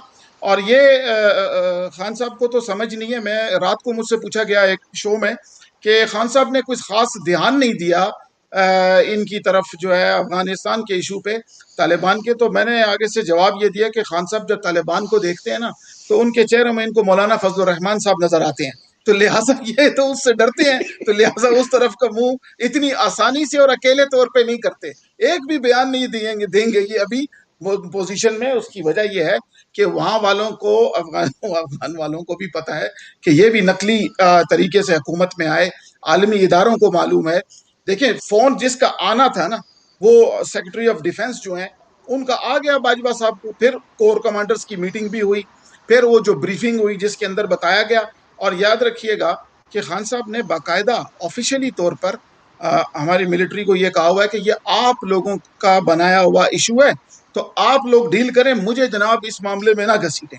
और ये एटीट्यूड रखकर मगर फिर हम भी बेवकूफ़ हैं कि खान साहब से शायद हम प्राइम मिनिस्टरशिप एक्सपेक्ट कर रहे हैं। ये खतरनाक है, एक्सपेक्टेशन है, नहीं है, वो उनके बस की बात नहीं है। और अगर इसमें रशिया और चाइना, देखें रशिया और चाइना की एम्बेसीज खुली हैं अफगानिस्तान में इस वक्त, वो नहीं बंद हो रही। उन्होंने कहा जी हम बंद नहीं करेंगे, काम हमारा कंटिन्यू रहेगा। आइसक्रीम खा रहे हैं बाहर बैठ के, वो बैठे हुए अपने स्विमिंग पूल में, उनको कोई पत्थर तक नहीं मार रहा।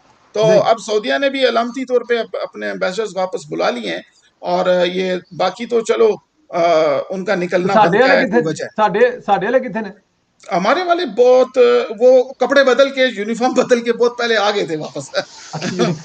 जब वो कंधार में बॉर्डर के आसपास आग लगा रहे थे उस वक्त फिर हमारे वालों ने अपनी वर्दियां वो बदले, कपड़े शपड़े और उलिया बदल के, तो आहिस्ता आहिस्ता वापस आ गए। ये काफी अरसे से 2 4 5 7 बंदे बैठे में माड़ा मोटा काम चलाने पे।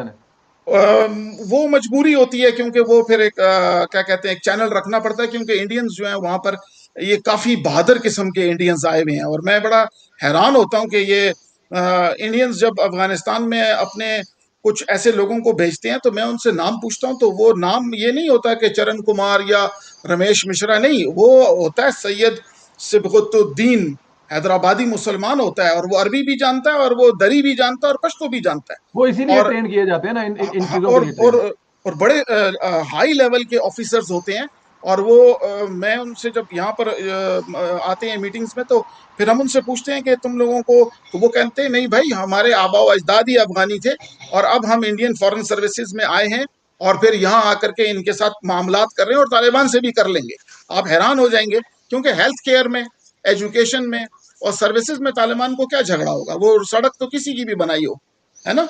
तो उनको इस चीजों में झगड़ा नहीं है, उनको इस चीज में झगड़ा है कि यहाँ बैठकर तुम रशिया के और इधर उधर चाइना के खिलाफ, पाकिस्तान के खिलाफ साजिशें नहीं करो, यहाँ से सुरंगें मत खोदो, इधर से उधर जाए। ये पता है टनल खोदते हैं इंडियंस, बड़े बड़े टनल खोल, हाँ, ये अफगानिस्तान की साइड से बड़े बड़े टनल खोल के इधर पाकिस्तान वाली साइड लोग घरों के अंदर इन्होंने वो रखे होते हैं। अजीबो गरीब इनके मामलात हैं, मगर सारी बात मिस्र वाले और गजा वाले, वो जो नीचे से वो सारा होता था। ये आपके लिए एक सवाल है, जरा स्क्रीन से ले लीजिएगा फारूक साहब। क्या सवाल है?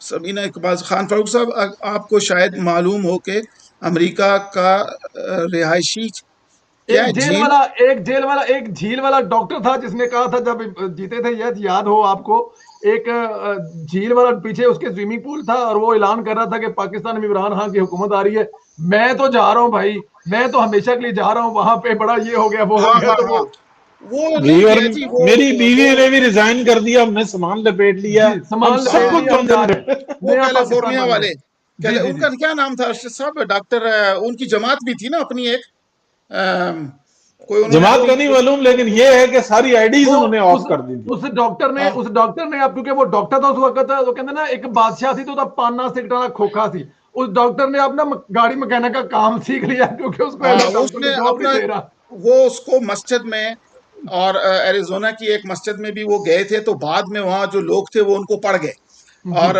वो लोग थे जो लाहौर की बिजनेस फैमिलीज हैं, तो उनके जो यहाँ लोग थे उनको पता था वहां क्या हो रहा है। क्योंकि देखिए, ज्यादातर पाकिस्तान की इन चीजों पे वो लोग खुश होते हैं जिनके पाकिस्तान में कोई इन्वेस्टमेंट उस तरह की नहीं है, मिलियन बिलियन डॉलर की, उनको नहीं पता लगता। उनको पता लगता है कि हुकूमत क्या कर रही है, पैसे रोक रही है, सर्विसेज रोक रही है, हरास कर रही है हमें। तो आम आदमी तो ये बनाते रहते हैं। तो उन्होंने सवाल सही पूछा देखने वालों ने कि वो डॉक्टर साहब किधर गए, वो अंडरग्राउंड हो गए, और मेरा जहां तक ख्याल है कि वो या तो मैक्सिको में है या किसी और स्पेनिश कंट्री में, या किधरे को अफ्रीका शिका चले गए ना, क्योंकि पाकिस्तान वापस वो काफी अरसा हुआ मैंने उनका तस्करा नहीं सुना, और बड़ी मेहरबानी इन्होंने याद करवाया। ढूंढ के बताएंगे अगले प्रोग्राम आपके लिए। अच्छा, मेरी मालूमात के मुताबिक मेरा ख्याल है वो शार्लेट में चले गए थे, मूव कर गए थे, और थोड़ा सा उन्होंने इख्तियार कर ली थी। अच्छा साहब, आपके लिए एक नसीहत भी है कि जज्बात में नहीं आना, क्योंकि बंदा बात बड़ा पछताता है। अच्छा संदीला साहब, मुझे ये बताएं आप, एक तो खान साहब का जो आपने खिताब सुनाया, मुझे तो मुख्तसरन मैं ये कहूंगा कि थोड़ी सी नशा जो है वो बुरी चीज है। आपका अपना क्या तज्जिया है, आप क्या कहते हैं इसके ऊपर, ये जो सारा सिनेरियो और वजीर आजम का खिताब? सर, मेरा इस पे जो तज्जिया है ना, इमरान खान साहब को ना, इनको चाहिए कि जब लेके आते हैं ना ठंडी हवा हलवान वास्ते, तो खान साहब कम से कम 3-4 घंटे पहले उठाना चाहिए, आधा घंटा पहले उठा के नहीं ले जाना चाहिए तकरीबन। क्योंकि इनको 2-3 घंटे पहले उठाएं, इनको कुर्सी पे बिठाएं, स्पोर्ट्समैन है बाहर 15-20 मिनट सूरज की हलवाल गए, इनको दौड़ शौड़ करने का, हालांकि फोटोआं बढ़िया ने तोड़ते हैं दिया, लेकिन पता नहीं दौड़ते हैं कि नहीं दौड़ते हैं। हवा शाह लगवा के लाया करें, फ्रेश करके लाया है। और जो रात की खाई हुई रोटी है ना, पता है रोटी में सबसे ज्यादा नशा होता है। आप लोग तो बातें करते हैं ना, मतलब नशे नुशे की गाल नहीं करते। रात की रोटी जो खा के, अब देखे ना खान साहब, आप अभी रोटी खा लें, ये प्रोग्राम करने से पहले आपको बासियां आते, नशा आता है रोटी में सर।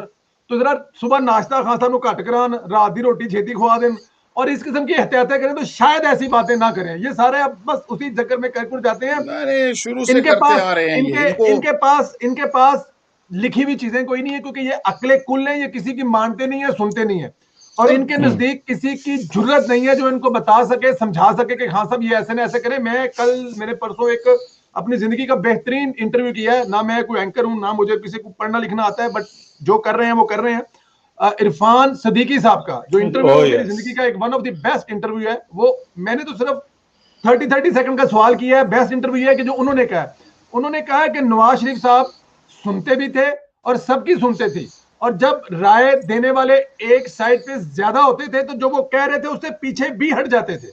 तो मेरे ख्याल में लीडर के लिए लीडर की कामयाबी के लिए बहुत बड़ा है। आपकी अगर एक कैबिनेट है, अगर आप 25 लोगों की या 10 लोगों की मीटिंग कर रहे हैं तो उनमें जो अक्सरीती लोग हैं उनकी बात ही माननी चाहिए। और अगर आपने वही करना है जो आप अपना एजेंडा लेके चले गए हैं, तो फिर उनकी मीटिंग बुलाने का फायदा कोई नहीं है, उनके बिठाने का फायदा कोई नहीं है। खान साहब, तो इमरान खान साहब का प्रॉब्लम ये है, इमरान खान साहब का प्रॉब्लम यह है कि ये इनके जहन के दिमाग में जो उस टाइम बात आती है ना, वो पठानों वाली बात है ना, पठानों माजरत के साथ जो कर देख रहे कि जब बच्चा पैदा होता है तो सबसे नजदीक चीज जो पड़ी होती है ना, फूल पड़ा है तो फूल खान, गुलपान पड़ा है तो गुलदान खान, जब समंदर है तो समंदर खान। ये इमरान खान साहब का भी हाल वही है। उस वक्त जो माहौल इनके जहन में आया है ना, बस खींच दी है। अल्लाह अल्लाह खैर सल्ला जी। अगर बेरी दे दरख्त से आने तो यहाँ पे हम बेरियां लगाएंगे, यहाँ पे लोगों को अमीर कराएंगे। किसी गांव जा रहे हैं, कट्टे देखे हैं तो हम लोग कट्टे लोगों को देंगे। खान साहब की तकरीरें और खान साहब का विजन इतना ही है बस। ये कि इनके जो लोग हैं ना अर्शद भाई, इनके अंदर शुरू में इनके साथ ऐसे लोग थे जो इनको कहते थे यार कि क्या क्या बोल रहे हो, सोच लो यार, क्या बोल रहे हो, ऐसे नहीं बोलते, ये बोलते। वो लोग जो थे वो गायब हो गए, सब वो गायब हो गए। और फिर जो बहुत जूनियर और छोटे हमारे जैसे लोग थे, वो हम अपने दिमाग में कहते थे या अल्लाह ये क्या है, मगर मुंह पे बोलने से हमें डर लगता था कि भी निकाल देंगे ये लोग ना सर्विस में से। तो इनके इर्द गिर्द इन्होंने लोग भी ऐसे रख लिए हैं कि जो अंदर से तो जानते हैं कि ये आदमी ठीक नहीं है, मगर उनको अपना मुफाद है, उनके अपने लगे हुए हैं खांचे। तो अब मियाँ साहब हो गए या दूसरी जमातें हो गई सर, उसके अंदर जिंदगियां लगी हुई लोग हैं जिन्होंने पाकिस्तान बनते देखा है, टूटते देखा है, वो बैठ के मशवरा देते हैं। और ऐसा ही होना चाहिए ताकि आप अवाम के रिप्रेजेंटेटिव लोगों की मुताबिक पॉलिसीज बनाएंगे ना। आपको मतलब कि इसराइल के लिए थोड़ी काम कर रहे हैं ये दूसरे लोग, तो इनके दिमागों में तो इनको रोकने वाला ही कोई नहीं। अब ये मेरा ख्याल है अवान साहब शायद इनके खिलाफ काफी ठीक ठाक मवाद लेके मैदान में आएंगी।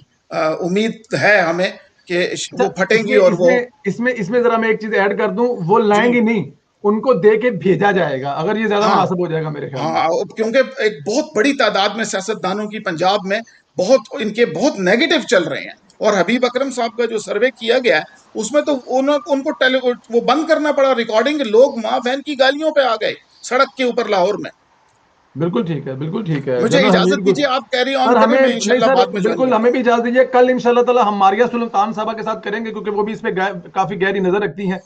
और उसके बाद फिर इंशाल्लाह ताला आगे रमजान कह रहा हूँ मैं, 9-10 मुहर्रम आ जाएगा और उसके बाद फिर हम लोग इस पे करेंगे डेफिनेट। अगले 2-3 दिन जो है वो इसी में लग जाएंगे। ठीक है इंशाल्लाह ताला फ्राइडे तक हम लोग क्योंकि बुध को और जुमेरात को मेरे ख्याल में 9-10 मुहर्रम है जी। और ये यंग डॉक्टर्स का मामला हर सूरत में इनको गवर्नमेंट में तो हम कुछ नहीं कर सकते, प्राइवेट सेक्टर से इनको रिलीफ दिलवाया जाए जी, बिल्कुल कम से कम। हाँ, ये प्लीज, ये सारे जो बुजुर्ग देख रहे हैं, हमारे लीडर्स देख रहे हैं, इन बच्चों को सियासत की भेंट नहीं चढ़ने देना। इनके चेहरों पर जो मायूसी है वो फिर मुझसे ज्यादा बर्दाश्त नहीं होती। और ये बहुत अफसोस की बात है कि इतने काबिल लोग जो हैं वो परेशान हो जाए। बिल्कुल ठीक है, बिल्कुल ठीक है, बिल्कुल ठीक है सर। इंशाल्लाह ताला सर होगी बात सर। अर्शद साहब ठीक है, थैंक यू जी, थैंक यू खान साहब, थैंक यू जी, थैंक यू अर्शद साहब, अल्लाह हाफिज़ सर, अल्लाह हाफिज़ जी। यंग डॉक्टर्स के साथ जो देखें जी प्रॉब्लम, जो मसाइल थे वो भी आपने देख लिए हैं, और उसके बाद जो अफगानिस्तान की सूरत है वो भी देख ली है। खान साहब ने बड़ी अच्छी की है कि आने वाले दौर में किस किस्म की अफगानिस्तान में हुकूमत, उन्होंने बताया कई मदरसों के पढ़े हुए पाकिस्तानी लोग हैं, तो ये बड़ा गलबा होगा। जिन मदरसों से पढ़ कर गए हैं, जो तालीमात लेकर गए हैं, वो बड़ा अहम रोल होगा उसमें। खान साहब के बारे में क्या बात करना है, वो तो आप लोगों ने सुन ही लिया है। वो जिस माहौल में उठते हैं, जिस सलवार कमीज में आते हैं दिखाने के लिए, लेकिन वैसे बस अब मैं उस पर क्या कमेंट करूं। तमाम देखने वालों का बहुत शुक्रिया। समीना बहन आपका भी बहुत शुक्रिया, आपने देखा, राय दी। अल्लाह ताला की ज़ात आपको सलामत रखे, खुश रखे।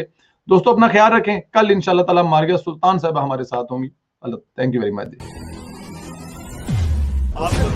जी, थैंक यू सर। तमाम सोशल मीडिया का मैं मशहूर हूँ। ये प्रोग्राम भी हमने जब शुरू किया था तो ये सिर्फ इसलिए था कि मुस्लिम लीग नून,